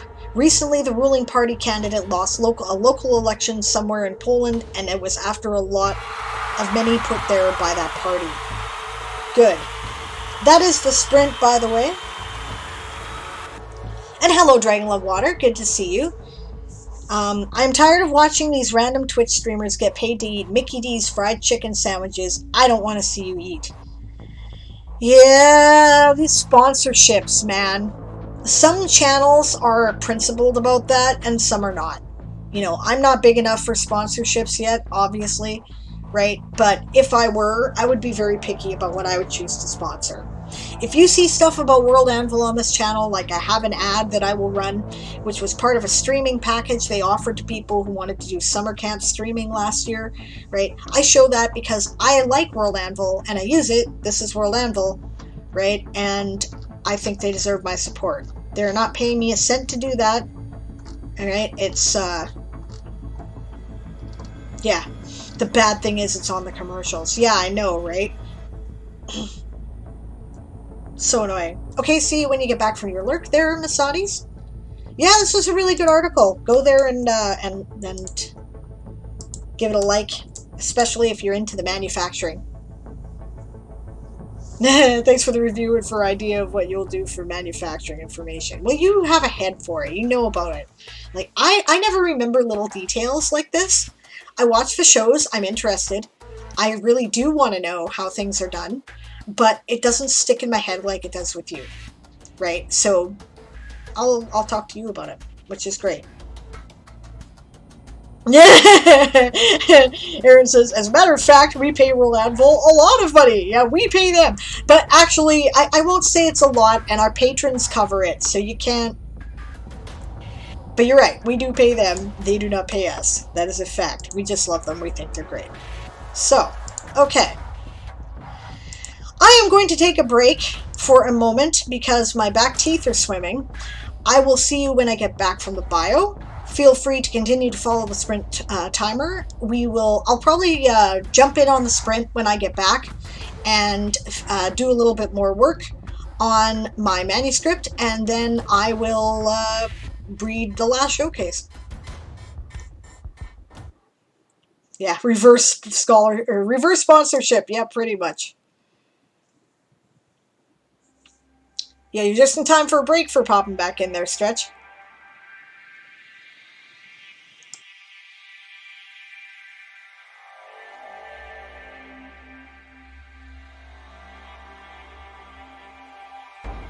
Okay, good night, Kajetan. Sleep well. Pleasure to meet you, Fabrizio. I hope to see you again soon. It was definitely fun to talk filk with you. And religion. That's awesome. That's really great. Yeah, and, I agree with Mez. To be fair, if someone wants to pay me to eat a burger, that's like win-win for me. Yeah, and we're all banned from Argo since we are too much fun. Banned from Argo, everyone! Yeah. Yeah. That's a great tune. That's another Leslie Fish song for those of you unfamiliar. Go check it out. It's basically mocking the crew of the Starship Enterprise. I will be back. See you in a minute.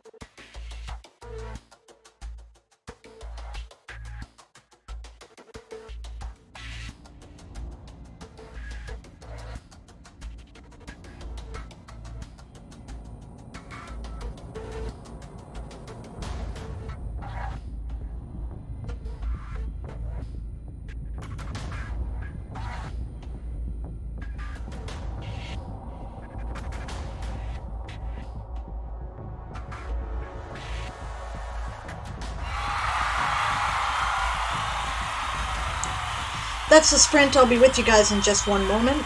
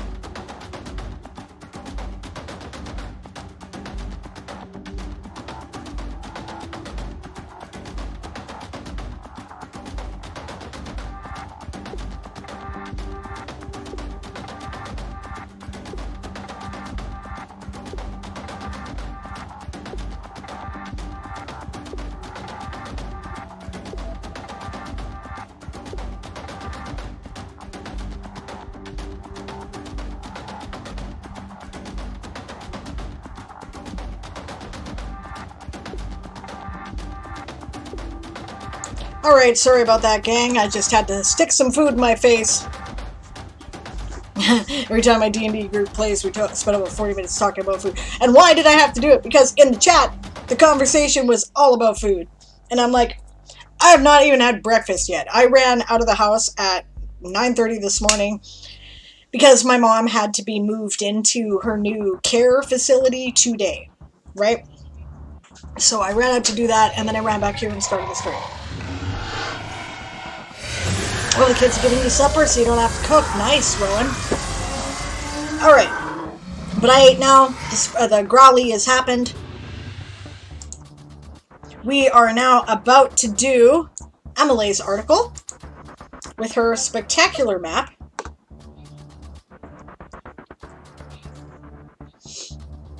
Oh, venison. I love venison. I love all game meat, actually. I haven't met any that I haven't liked. People, even the stuff people don't normally like moose and bear. I'll eat it.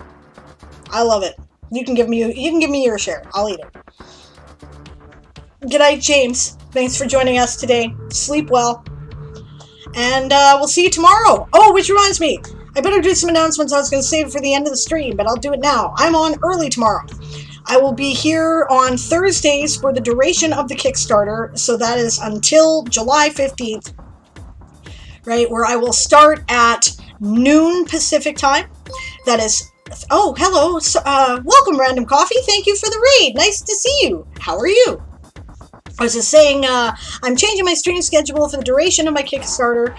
I'll be starting on Thursdays at noon Pacific, that's 3 p.m. Eastern, 7 p.m. UTC, which is 8 p.m. in the UK, right? And I'll be doing a couple hours of world building and whatnot, particularly on the Toy Soldier Saga, right? So that should directly follow the World Anvil community stream for those of you who follow, right? And yeah, that's what I'll be working on, especially when summer camp starts. It'll be summer camp related prompts that I'll be working on, and I'll be here to answer questions about the Toy Soldier Saga and the universe and the Kickstarter, and awesome. Quite literally random raid? Not entirely. I know Random Coffee from some other writing streams that I've seen around, and good to see you. I hope your stream went well. How did it go? And, you know, were you working on stuff? Did you get some work done? I know you're an author as well, but I don't know what you write. I write the science fiction and fantasy, or in some cases, science fantasy. Yeah, no, that's fine, James. You do your family stuff. That's important. I'll see you when you can get here. Have a good sleep. You're working on book 2. Book 2 of your series. Awesome. Well, tell me a bit about your series. Oh, the name is literally random. That's true. That's true.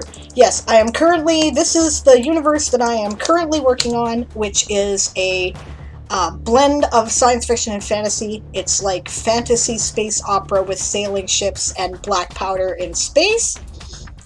And the Kickstarter for that, the first book in the series, the Kickstarter for it, is there.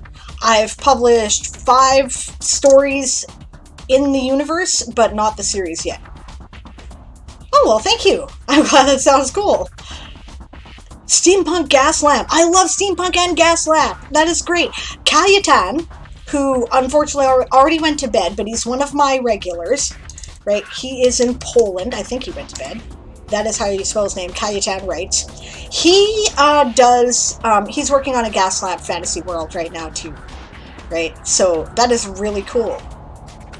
Cool. All right. Well, hey, share some links. Feel free. Yep, I'm with Mez. Any writing streamer gets my follow. So we are going to shout out Random Coffee so that I can go there and go follow their channel. Because, yeah.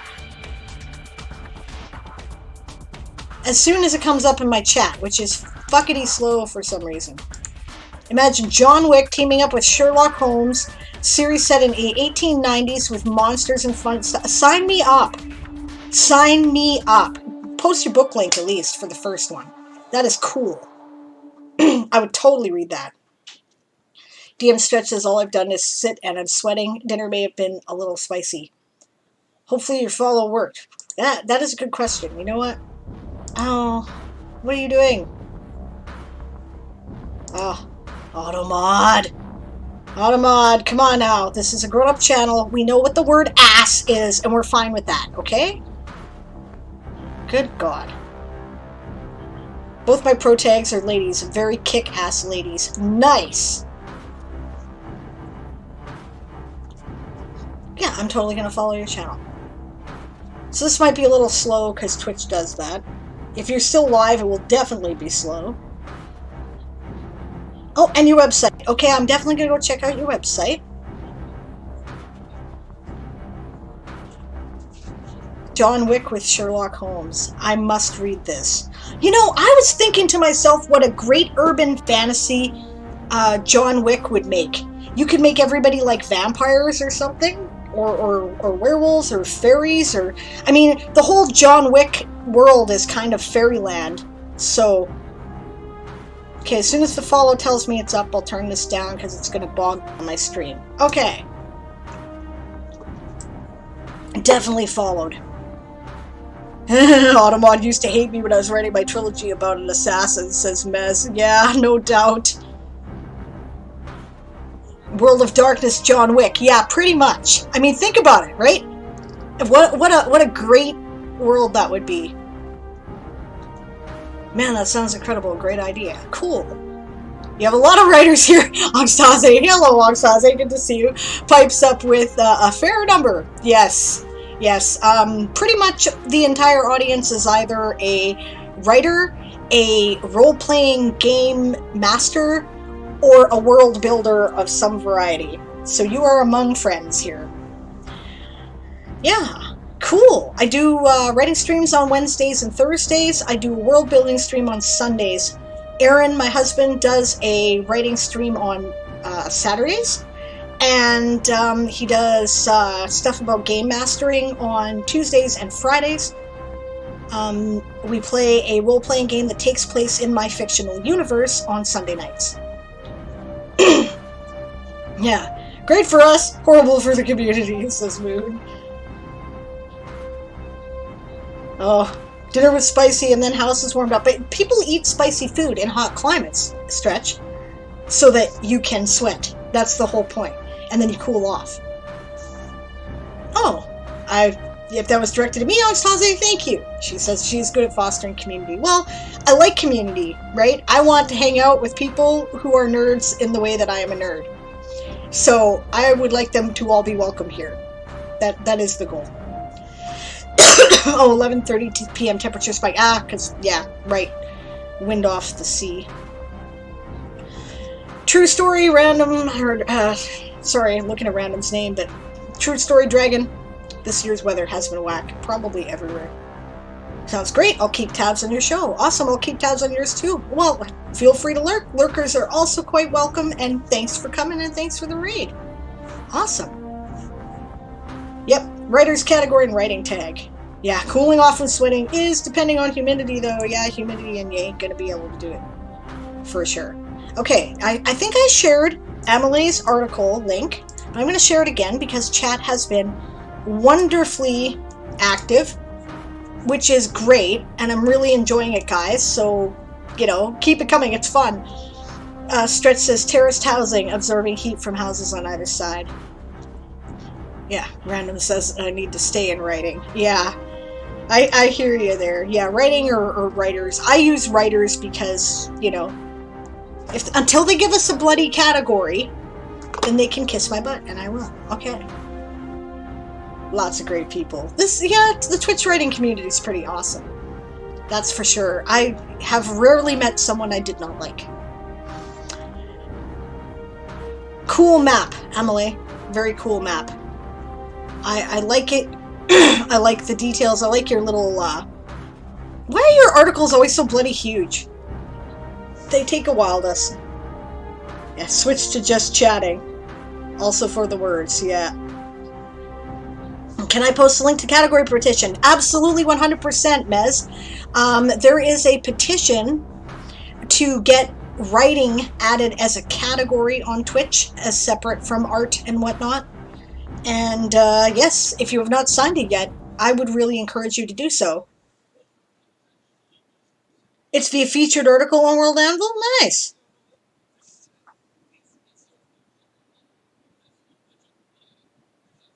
I did not know that. Okay, there's the link. Thank you, Mez. Right, so definitely go there and do it because, yeah, they need to get their crap together on that. Oh, because I have tables and images. Apparently lots of them. All right. Climate, or geography, climate, and the demography of the Empire. And this is in Empire of the Covenant world. Okay. This is an overview of the geography, climate, and demography of the Empire of the Covenant. General information. Like your sidebar, by the way. Type geopolitical empire. Founding date, several millennia ago. Foundation divides the timelines in 2 periods. Neat. Capital, Ariani, in the estate of Ariani. Government system, Cratocracy, which you have nicely provided a tooltip for, so I will read your tooltip. A government based on coercive power by those strong enough to seize control through physical violence or demagogic manipulation. Might makes right, yes. Nasty stuff. Oh, random did sign it. Excellent, thank you. Thank you to anyone who signs that petition. Oh, this was the featured article today. Great. Sorry about the cough, guys. Okay, power structure, confederation. Number of estates, around 600. Legislative body, the Senate. Leaders of the government, Lord Consul Gervais Crasines. Leader of the Senate, Lord Consul Xenophon Ilusiani. If I'm getting this wrong, tell me. Major political parties, the Light and the Dark faction. Neighbor countries, the Northern Islands, the Southern Kingdoms, and the Eastern Islands. Must be a pretty big land. Well, it is. Covers the whole continent, doesn't it? Main languages, the Northern and Southern dialects, previously Arianian in the North. I got them all right? Excellent. And religion, ancestor worship. Neat. Other overview articles, handy to have those all right there. Good thinking. Like your imagery. As always, your CSS is beautiful. Thank you, Stretch. Much appreciated for signing the petition. Geography and climate. The Empire. The Empire is spread over a whole continent. As such, the geography and climate vary widely depending on regions. Each estate of the Empire is the equivalent of a country, with their size going from city-states to large countries. Wow. Yeah, fair enough. Oh, yeah. Okay, yes, I thought so. So this is the world with your carnivorous flowers. I love them. I put a scale on the map. Yep. 1,000 kilometers, or 621 miles. Wow, that's a big continent, too. Yeah, that's big, like North America type big. I don't remember exactly how big it was across. Yours is bigger, actually, I think. But if you go there and back to Montreal, it's more than 1,000 kilometers. Right, which I have done. Actually, I've gone there and back to Cape Breton Island. So, takes a while to see the country. Very expensive in gas, by the way. Alright, beautiful map. The Empire can be divided into 3 main zones. In the south, the climate is temperate. In the north, the climate is tropical, although some of the coastal regions can be arid. So it's in your southern hemisphere of your world, which is cool. I like to do that too.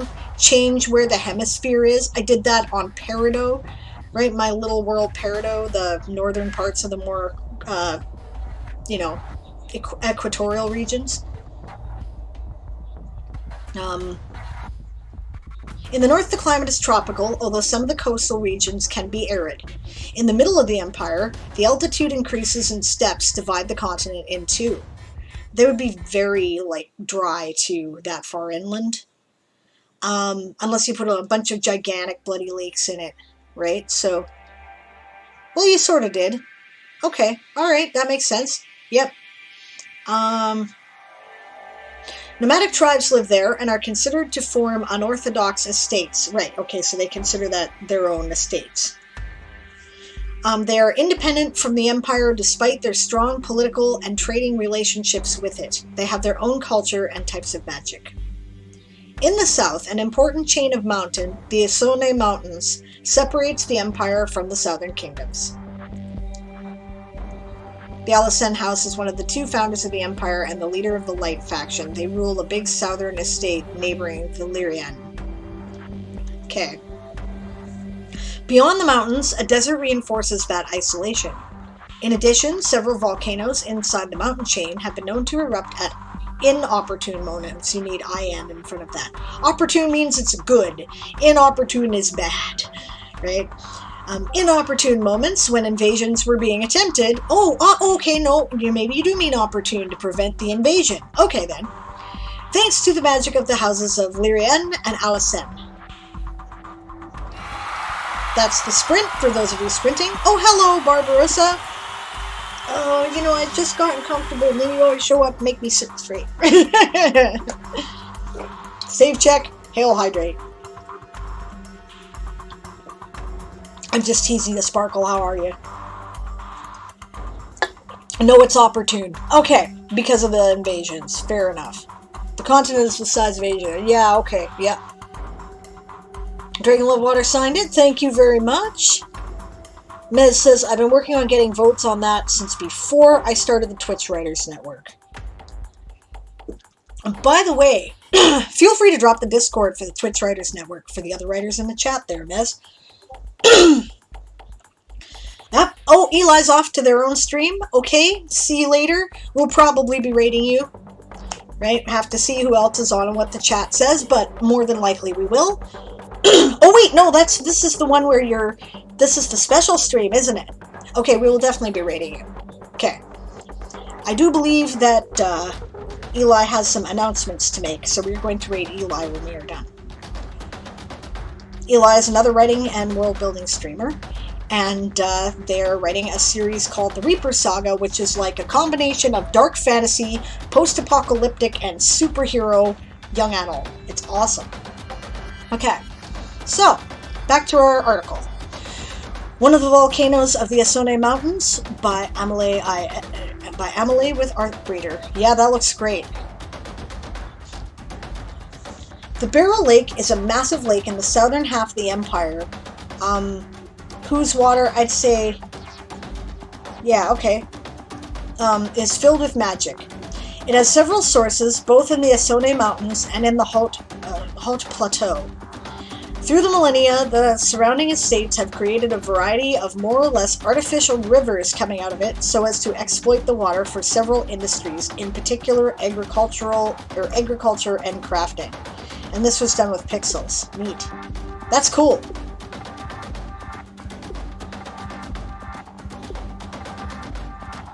I like it. Poof, says Eli. Special stream for Eli. Okay, yeah, we will be there.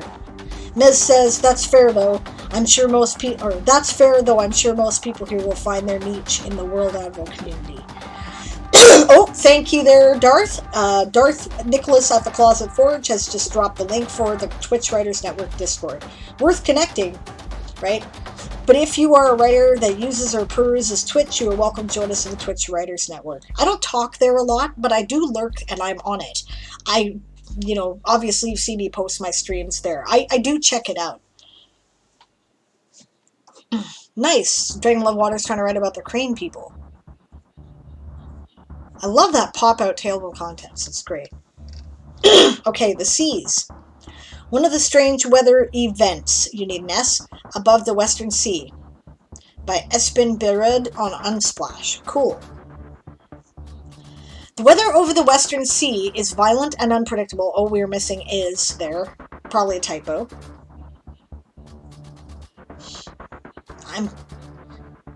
I'm calling this the Skull of Torment, says Stretch. Started writing about a cursed item for D&D. Sounds cool.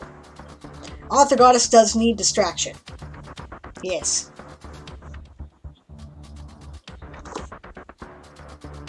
Okay. The weather over the Western Sea is violent and unpredictable, and the west coast of the Empire is regularly hit by cyclones and typhoons. You need another O in typhoon. Most of the estates located on the coast have had to develop weather magic to face this threat. The House of Lyrian, in particular, are renowned, ED at the end of renown, for theirs, and their habit to redirect those dangerous weathers towards their enemies. We would never say weathers in English, we'd say like weather patterns, or storms, or events, weather events, which is stupid. It's like, normally we try to minimize everything, and there we don't, and it's kind of annoying. In the Eastern Sea, a deep chasm called the Abyss, the length of the continent spreads. You need an S there. Yeah. From north to south. Gigantic sea creatures live there, and they can be found everywhere in that sea. That's the get back to work growl from the Dragon of Productivity if you were doing sprints. And they can be found everywhere in that sea, making navigation there challenging and reserved for the most foolhardy. In addition, those creatures also regularly attack the coast. Coastal estates have developed specialized magic to face those. In particular, the Black Forest in the Alicen estate was born from an out-of-control ritual that was aiming to push back those creatures. The forest is still filled with sentient carnivorous plants, the Alicen flowers, that protect the estate by eating all sea creatures they find, as well as any individual coming their way. It's cool. I mean, I love your sea creatures. It's pretty cool. Huh. Waterspout Pog says DM's Dragon Love Water. Mez says you're fine, Sable. Not really expecting everyone there to be chatty in there. We made it because there's nothing like that for Twitch writers, but there are still plenty of other communities you might prefer to spend your time in. Okay. Gotcha there, AG. No worries. Okay. Beyond the Empire. North of the Empire lies a scattering of islands, all independent from the Empire itself, despite sharing strong commercial ties with it. All islands are independent kingdoms, and they are grouped together in a loose confederation. Their inhabitants are renowned for their sailing magic and skills. They are the most important traders in the hemisphere, and the spices they grow on their islands are highly valued. Similar islands can be found in the east, made of a multitude of independent kingdoms. They have few relationships with the Empire, as directly crossing the sea separating them is too dangerous. They mostly trade with the northern islands. South of the Isone Mountains, a desert reinforces that isolation of the Empire. It is avoided by almost everyone, as it is deadly, and not only because of its extreme weather.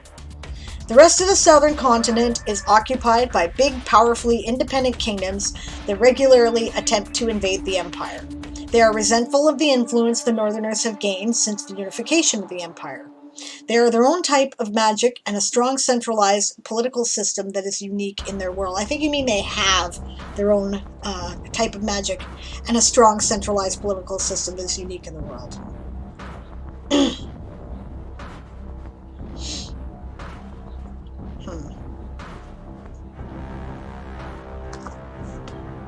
Mez is trying to convince us he's lurking, but he's having a conversation, so I don't believe you. Alright. The climate in those regions goes from arid to tropical, and the area is also occupied by a massive tropical forest and 2 swamp areas, all of which are inhabited by dangerous creatures and disease-carrying microorganisms. Jungle, gotcha.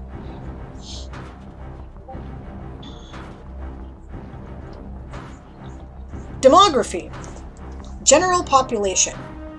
There are around 600 estates in the Empire, although the number varies depending on conquests. Their size ranges...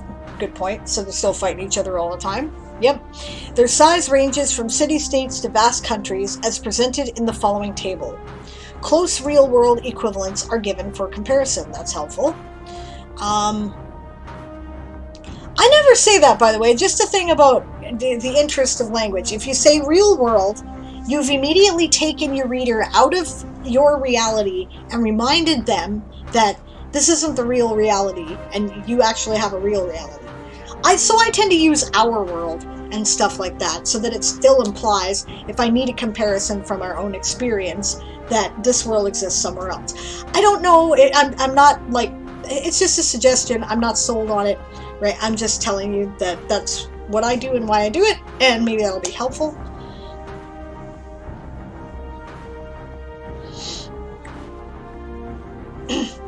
Now we're talking Minecraft in the chat. I'll let you guys talk about it. I like Minecraft to watch. It's fun. I don't play it. I don't have time. So, yeah. Okay. Populations and population density were calculated based on numbers in Europe in 1850. As an indication, during the Middle Ages, it's always plural when we use that, and the age is capitalized, right? The average population density in Europe was was high, 100 inhabitants per every first square mile, average 80, settled 60, low 40, desolate 20. That might be better done as a small list of an unnumbered list, you know, with the UL bracket in BB code, and then, you know, the LI and whatnot, because that took me a minute for my brain to kind of roll over and figure out what you were doing. So, Barbarossa says, Sable, you're an awesome and amazing individual. I pray all goes well with the Kickstarter. Odin's blessings upon you. Thank you. I'm honored to accept the blessings of any god. I'm always wary of Odin, but because he is the betrayer of warriors. But I appreciate that. Wisdom is his blessing too, however, so yeah. And speaking of Kickstarter report, I think we're still at 1,746. I'll just double check. Out of our $3,690 goal, which is awesome. Like, that's almost 50%. This is day 2. You guys are amazing. Yep. Oh, 1,746. Awesome. Okay. So back to our article. Oh, Mez says, I use Our World too. I also liked that the other one you were reading earlier used the Old World. Yeah, in James's world, Future Scene, it's a dystopian future where technology has suffered a bit of a setback because it's known as the Great Rewind, right?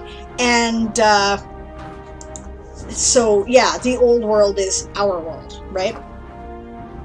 Yeah, okay. This world's kind of neat. I like it. I've read a lot of articles from it. And hello, welcome back, Rowan. Alright, so I am not going to read your entire table.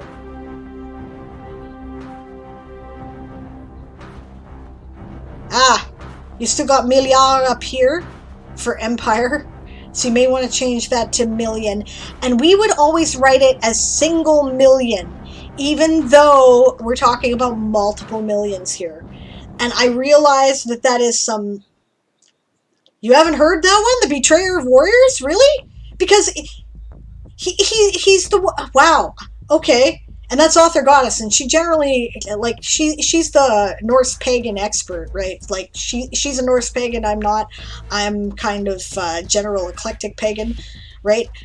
As far as my pantheon goes. No, well, I read that somewhere, right? Betrayer of Warriors because... You know, he wants you in Valhalla if you're a good warrior. So, and he's a trickster as well as a warrior and a god of wisdom. So he just might make you slip on a banana peel and onto the enemy's spear if he likes what you do. Right? That's why.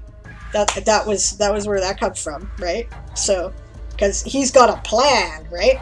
So, but neat. Weird that you hadn't heard it. That's interesting. I wonder if I've been misinformed then. Because if you don't know it, then chances are I must... Oh, billions. Okay. Alright. Yeah, that makes sense. Yeah, and we would write all these as singular, right? We would say 56 million. We wouldn't put an S on the end of it, which is stupid. Which makes no sense. But that is how English does it, because they're dumb. The language is fucking weird. Well, Odin doesn't pick the warriors. Well, that's true. That's true. The Valkyrie do. But, you know, he might put that banana peel there so that he can stack the odds in terms of getting you, right? Make it more likely that the Valkyrie will take you. Right? At least that's the way I heard it. Okay. Crows! Caw caw! Says Dragon Love Water. That's right. Billions, yes, not billiard. I made a mix there. Yeah, and totally fair. Okay, magic users. Oh wow, we even have a chart. Distribution of power level through the population, not up to scale. 10% non-magicals, 20% practically non-magicals, about 70% are average, which means they have some minor magical talent, I imagine. Master crafters, okay, craftsman magic, so 0.1%. Low nobility, 0.02%. High nobility, 0.002%. And extremely powerful individuals, like a fraction of a fraction of a fraction. So there's like 1 in the whole world at any one time. Gotcha. Yeah, 1.3 is not yet 2, so it's not plural. I know, but even in the case of plurals, like we would say 56 million instead of 56 millions, which would make much more sense. Yeah.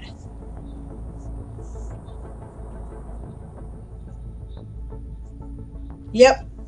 True all that. About Odin. Freya gets the first pick. The Valkyries show up to collect the warriors. Then Freya gets first pick, Odin gets the leftovers. But he's still stacking the army for Ragnarok, right?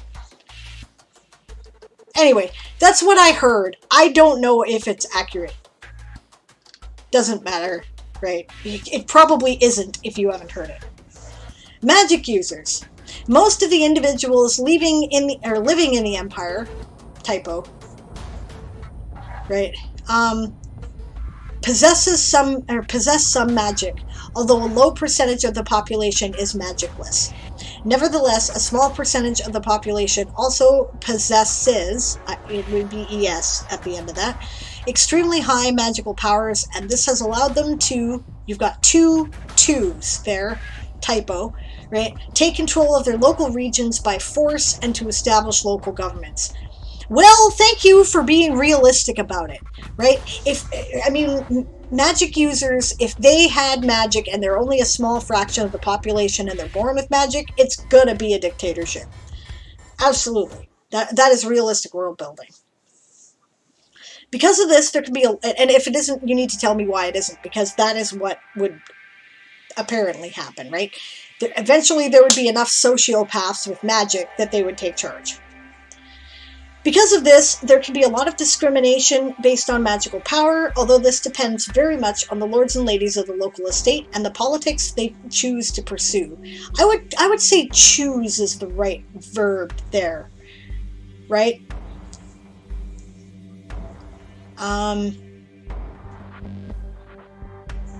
Would be to have yeah, 2 O's.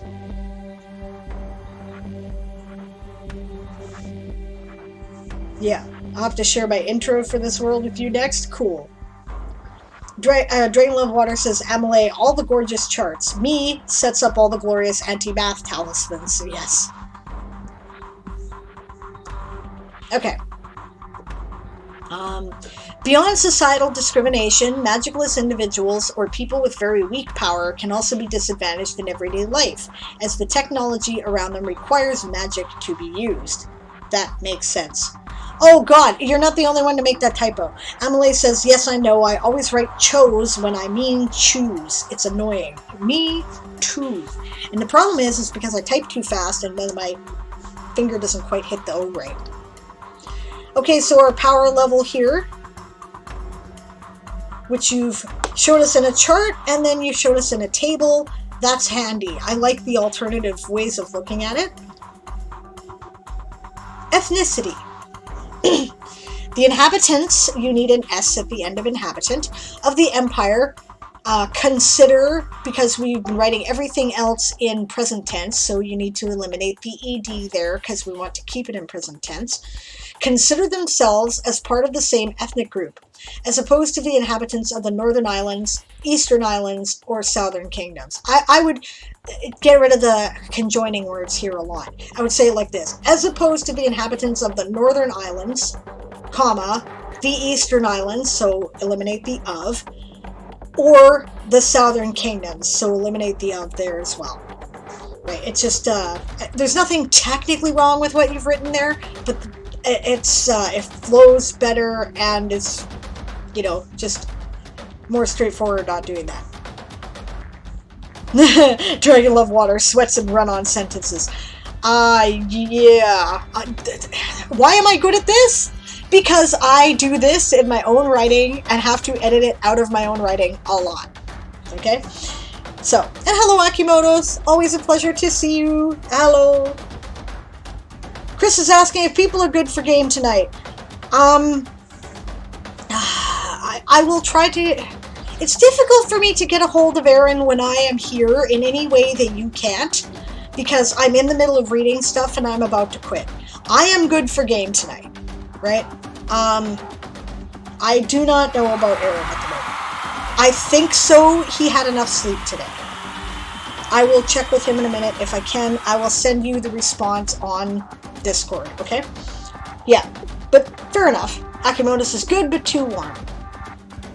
Yeah, you and everybody else is too warm here, too. The problem with choose versus chose is that it's not only a typo. My brain has just decided that chose is a plural form, says Emily. I understand that. I understand that. There's something in French that's similar to that. So that's probably why you're twigging on it. It was, you know, some of the basic stuff that I learned in my French class. So it's got to be, you know, kindergarten level French, right? So yeah, I'm forever doing things like that, says Stretch, if it's not catching the key next to the one I want as well. Yeah. My pinky finger drags on those fucking annoying extra Windows keys all the time. And all of a sudden I've got, like, drop-down menus. 29 days before Kickstarter is done and already almost 50%. Yes, that is correct, Akimoto's. I'm going to talk about that right before we leave, but I'm going to finish Emily's article first. How many showcases have I got today, says Stretch? I had 3. I'm on the last one. And then it's 4 o'clock and it's time to raid Eli. So I will finish this. But if you want to set up for... I can probably... I haven't decided yet if I'm going to do showcases in the early streams that I'm doing on Thursdays for the next few weeks. But feel free to drop them in the queue anyway. And then I'll either get to them then or we'll get to them on Saturday or something. Okay, so... The inhabitants of the Empire consider themselves as part of the same ethnic group, as opposed to the inhabitants of the Northern Islands, the Eastern Islands, or the Southern Kingdoms. There used to be important distinctions between the inhabitants of the northern half and of the southern half of the Empire, dating back from before the unification of those two coalitions into one empire. Since the Empire has been unified, a lot but not all of those divisions have disappeared, with the geographical divisions between North and South being replaced with a political division between light and dark. Nevertheless, light and dark estates are still mostly separated by geography, with Northern estates majority... Yeah, you're saying majorly. That's really... people use that in casual conversation in English all the time, but it's informal and improper. The word you're looking for is... either mostly, right, or majority, right? So it would either read with northern estates, mostly light, and southern estates mostly dark. But based on the demographic type of description you're using here and the encyclopedic style, I would use majority, right? I would say still separated by geography, with northern estates majority light and southern estates majority dark. Am I looking over a 258 word one, or is it too late? No, it's not. You know what? It is technically too late, but throw it up, Stretch. I'll do it. It'll probably take me 5 minutes if it's that short. So no worries. We'll do it. Just because it is a little teeny one. And because you never ask me. So... Okay, the inhabitants of the north have more tan skin and traditionally wear their hair long, as opposed to the inhabitants of the south. In more recent times, long hairstyles have become a trend adopted by members of the light faction and rejected by those of the dark. The inhabitants of the steppes have always been geographically, magically, and politically separated from the rest of the empire. Awesome! You've explained a lot of things that have gone on here through... region. I agree, you're kind of on fire these last few days. Charts. Map. I like looking at charts, I just don't like making them. Yes, Stretch, go ahead, do it quick. Real quick. I want to get on with it if I'm going to do it.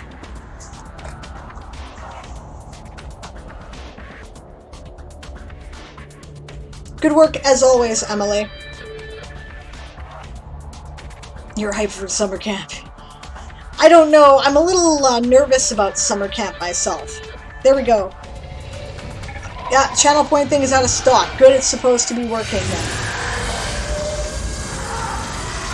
Alright, if you want, you can pay me for it next time. But, like... no worries, Emily! Emily says, thanks for the read and the edits. I'm happy to do that. As always, your stuff is great. It's a multi-pass stretch. I'm gonna shoot you.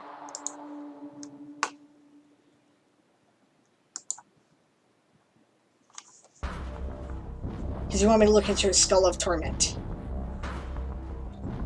Dragon Love Water says, I need to look at summer camp prep. I don't remember when it is, and I've done nothing. It's already started as of, like, the day before yesterday or something. Like, it just started. Check out the World Anvil blog. They'll tell you. Okay.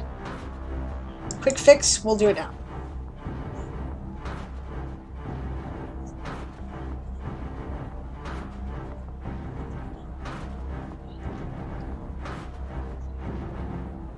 Skull of Torment. I like your CSS, as always. Looks like a human skull decorated with thin iron bands encrusted with small semi-precious gems. Oh, looking like. Okay. That is a weird way to begin that sentence, but it works. Okay. Yeah. Looking like a human skull decorated with thin iron bands encrusted with small semi-precious gems. I would say appearing as myself, just because that confused me and made me want to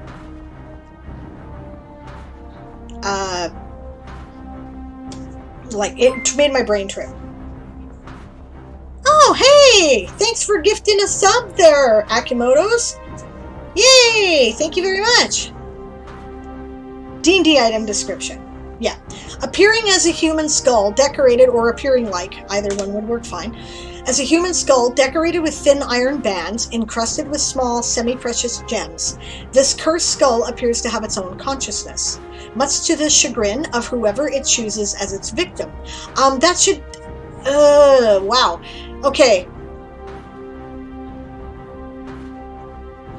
Much to the chagrin of whoever it chooses as its victim is not a sentence. You need to either tack that on the previous sentence, which would make it a really long sentence, or on the next sentence.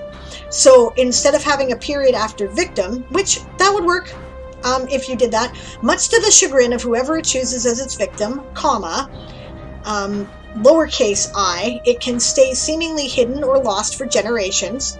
I would put a comma after that, or a comma after then, either one, depending on which system you're using. Then spontaneously turn up in random locations. Whoever may come across it might even disregard the skull at first, but will soon regret ever being in proximity. Nice. Whenever they leave the skull, or whether they leave the skull alone or not, the skull will not forget its target. The cursed person will think nothing of it till the item appears in their possessions, despite never even picking it up. Okay, yeah. Made that change. Yeah, that was my problem. Yeah, fair enough. If they try to discard the skull, they find it will always appear again, seemingly teleporting itself. But this is not by far the worst part, or this is by far not the worst part. It will also hurl insults at them at the most inopportune moment. Speaking of opportune versus inopportune. Whether it be a ranger cautious has a U between the A and the T after the C. So C-A-U-T-I-O-U-S.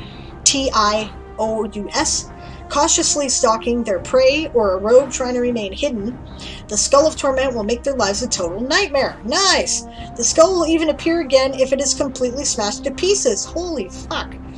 You're a mean bastard to your rogues, man. The victim will think they have escaped. You need a D at the end of escape. Typo, obviously. Will think they have escaped the curse, only for it to appear once more a day or two later. Wow. There is one way to be truly rid of this curse, and that is by means of an arcane ritual long lost to the ages. Only a handful of mages even know of this ritual. Insert alternative word here. Let alone know how to cast it. Ceremony. Rite. R-I-T-E.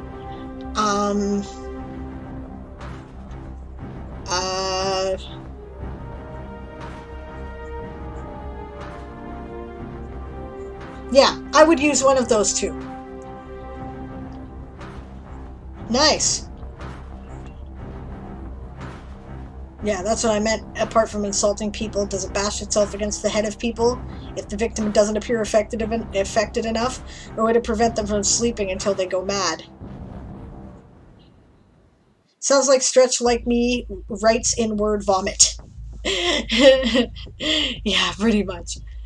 No, that's cool. I like it. That's bad enough as it is if you're playing a rogue, man. I've played enough rogues because I like to think my way around problems, and if you're wanting to play that kind of character, you want to play a rogue, right? So I play a lot of rogues, and fuck would I be mad. I would be madder than spit, right? Remove curse doesn't even work on this? Damn it! Cruel. Cruel. I love it. Okay, gang, that is it for today. Thank you all so much for joining me.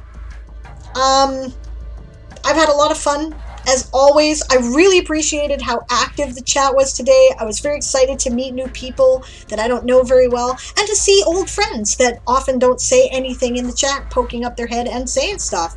That's pretty awesome, you know, and I appreciate it. Thank you all. So last minute announcements. Don't forget that the Game of Tomes information is, just a second, I will find you the link. If you want to sign up as a streamer, it is here that you really want to get to. We are ready for you now. There it is. Writer's Conduit coming up on the 25th. If you're participating as a panelist or a streamer in Writer's Conduit, please get your information to us as quickly as you can. Woo! Thank you, Akimotos. I appreciate it. Akimotos pledged on the Kickstarter. Akimotos is awesome to me. And tomorrow, 8-hour stream? 6, I think. Just a second. I'm looking at the schedule. Let me make sure I didn't break my head, but... Yes, okay, so Diane Writes Kickstarter Edition, I'm calling it, because I'm going to be focusing on the Toy Soldier Saga. We'll be running after the World Anvil stream. It starts at noon Pacific, 3 p.m. Eastern, 7 p.m. UTC, 8 p.m. in the UK. I will do that for a couple hours, then we're going to switch to Diane Actually Writes at the usual time of 2 p.m. my time, which is 5 p.m. Eastern. Brain adding 9 p.m. Yes, 9 p.m. UTC, which is 10 p.m. in the UK, right? And we'll be doing just writing sprints for about 3 hours, as we always do. Aaron is back on Friday with Ask an Old GM. Reminder that he has cut down his time now to 2 hours because he feels like the last hour the conversation tends to drag. So that is running from 2 to 4 p.m. Pacific time on Friday. Saturday we will also be back with Right with Aaron. Although be aware that Stretch is doing his one-shot that day, I just see, and Eli is also doing a longer stream, so we may cancel in light of that to give him space, right? We're doing a lot of streaming already. It won't be any skin off my butt.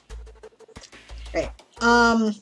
Next week, lots of shit happening next week, and so I'm going to start telling you all about it right away. Okay, so next week, Sunday, Sable's World Forge. Travis Tavern Talks will be here. We will be talking to him about his new book release in his Silver and Smith series and what that is all about. So come hang out with us. We might smoke a cigar together to set the proper tone. It's going to be a conversation. If you haven't seen him, you know, he's a very casual, easygoing guy. He swears, I swear. It's going to be definitely grown-up podcast here that day. But it's going to be a thing. right? And it's going to be fun. I'm looking forward to it. Monday is our day off, thank God. Tuesday, I will be back for... Okay, Aaron will be back with his Ask an Old GM at the usual time, and I will be doing an evening stream on Tuesday evenings as of that point. Also... Oh, is it not on the thing? It is not on the thing. Did I not invite it? Maybe I didn't. I am planning on doing a stream on Tuesday nights from 9 p.m. Pacific to midnight, my time, right? So that will end up being early morning in the UK. I'm kind of hoping to connect with a different audience, right? I'll be able to reach people in Asia and Australia more effectively in that slot, right? And once again, I'll be doing world building and writing in the Toy Soldier Saga, and this is going to be going on for, you know, the duration of the Kickstarter. Wednesday, we'll be back at the usual time. Thursday, I'll still be here for the Kickstarter edition right after the World Anvil community stream, and then we will run State of the Multiverse after that for an hour. Then I hope to do Diane Actually Writes, but realistically, I may cancel Diane Actually Writes that week, because I might be fucking exhausted. And then Friday, Conduit starts. Over the next few days, you will start to see Conduit stream events begin to appear from ASC members who are streaming panels for the event. They will be 1 hour slots, and they will be whole big sections. We're here on Friday evening in the US, and the point is the schedule is staggered to try to reach different time zones. Saturday is the big day. We're going for something like 12 hours between the various streams. So come check us out. You'll start to see things appear. The very first stream in Conduit, let me look at my calendar. I'm sorry, there's so much to talk about. You're not going to remember any of this, but I will talk about it all again later, I promise you. We are hosting the very first Chill and Chat stream of the conference so that we can do announcements for you. That will be at Aaron's usual time on Friday afternoon at 2 p.m. Pacific, 5 p.m. Eastern, 7 hours, 9 p.m. UTC, 10 o'clock in the UK. And we'll let you know what's happening.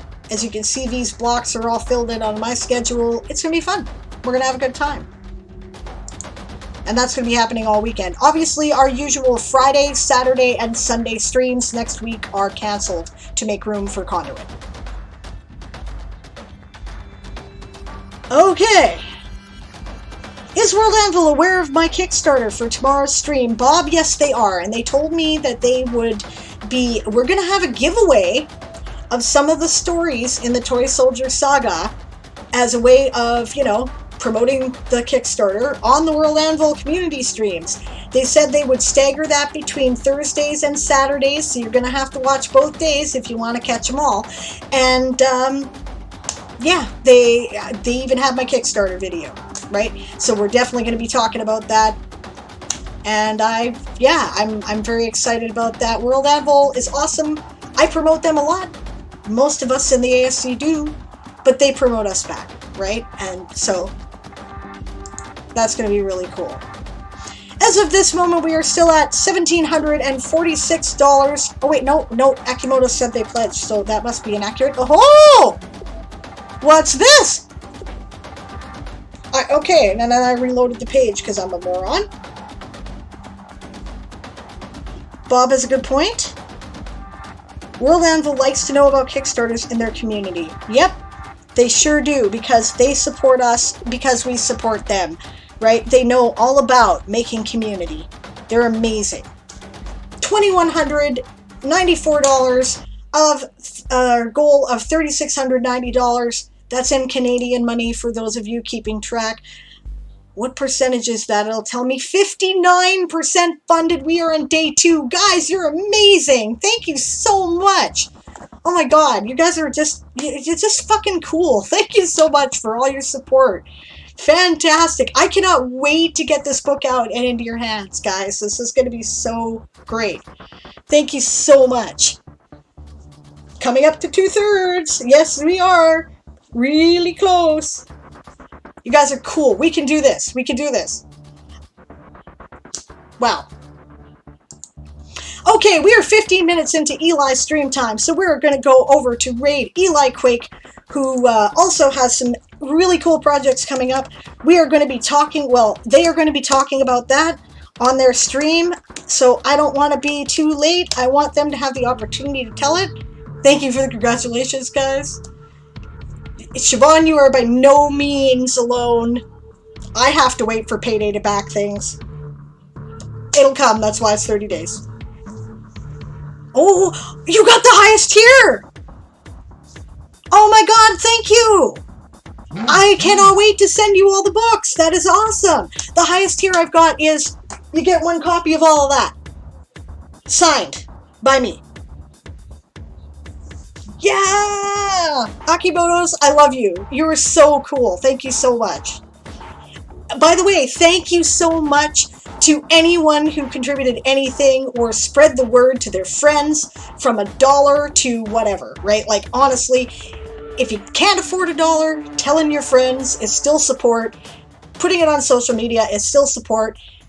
And that still applies regardless of, you know, whether you supported it financially or not, because, hey, I get being fucking broke. So, we're raid Eli Quake. Thank you so much. When you get there, don't forget that the raid call is prepare to be boarded, because we are the Sable's Privateers, which, by the way, is going to be the title of book 4 in that series. You're thinking of going for the highest tier yourself? Awesome. Awesome. I hope that I hope you're able to do that. And that would be really cool of you, Siobhan. But honestly, you can probably get signed books out of me eventually, so, But either way, you guys are amazing. Thank you so much. Let's go raid Eli and find out what they're up to. And have a great rest of your day. I'll see you tomorrow.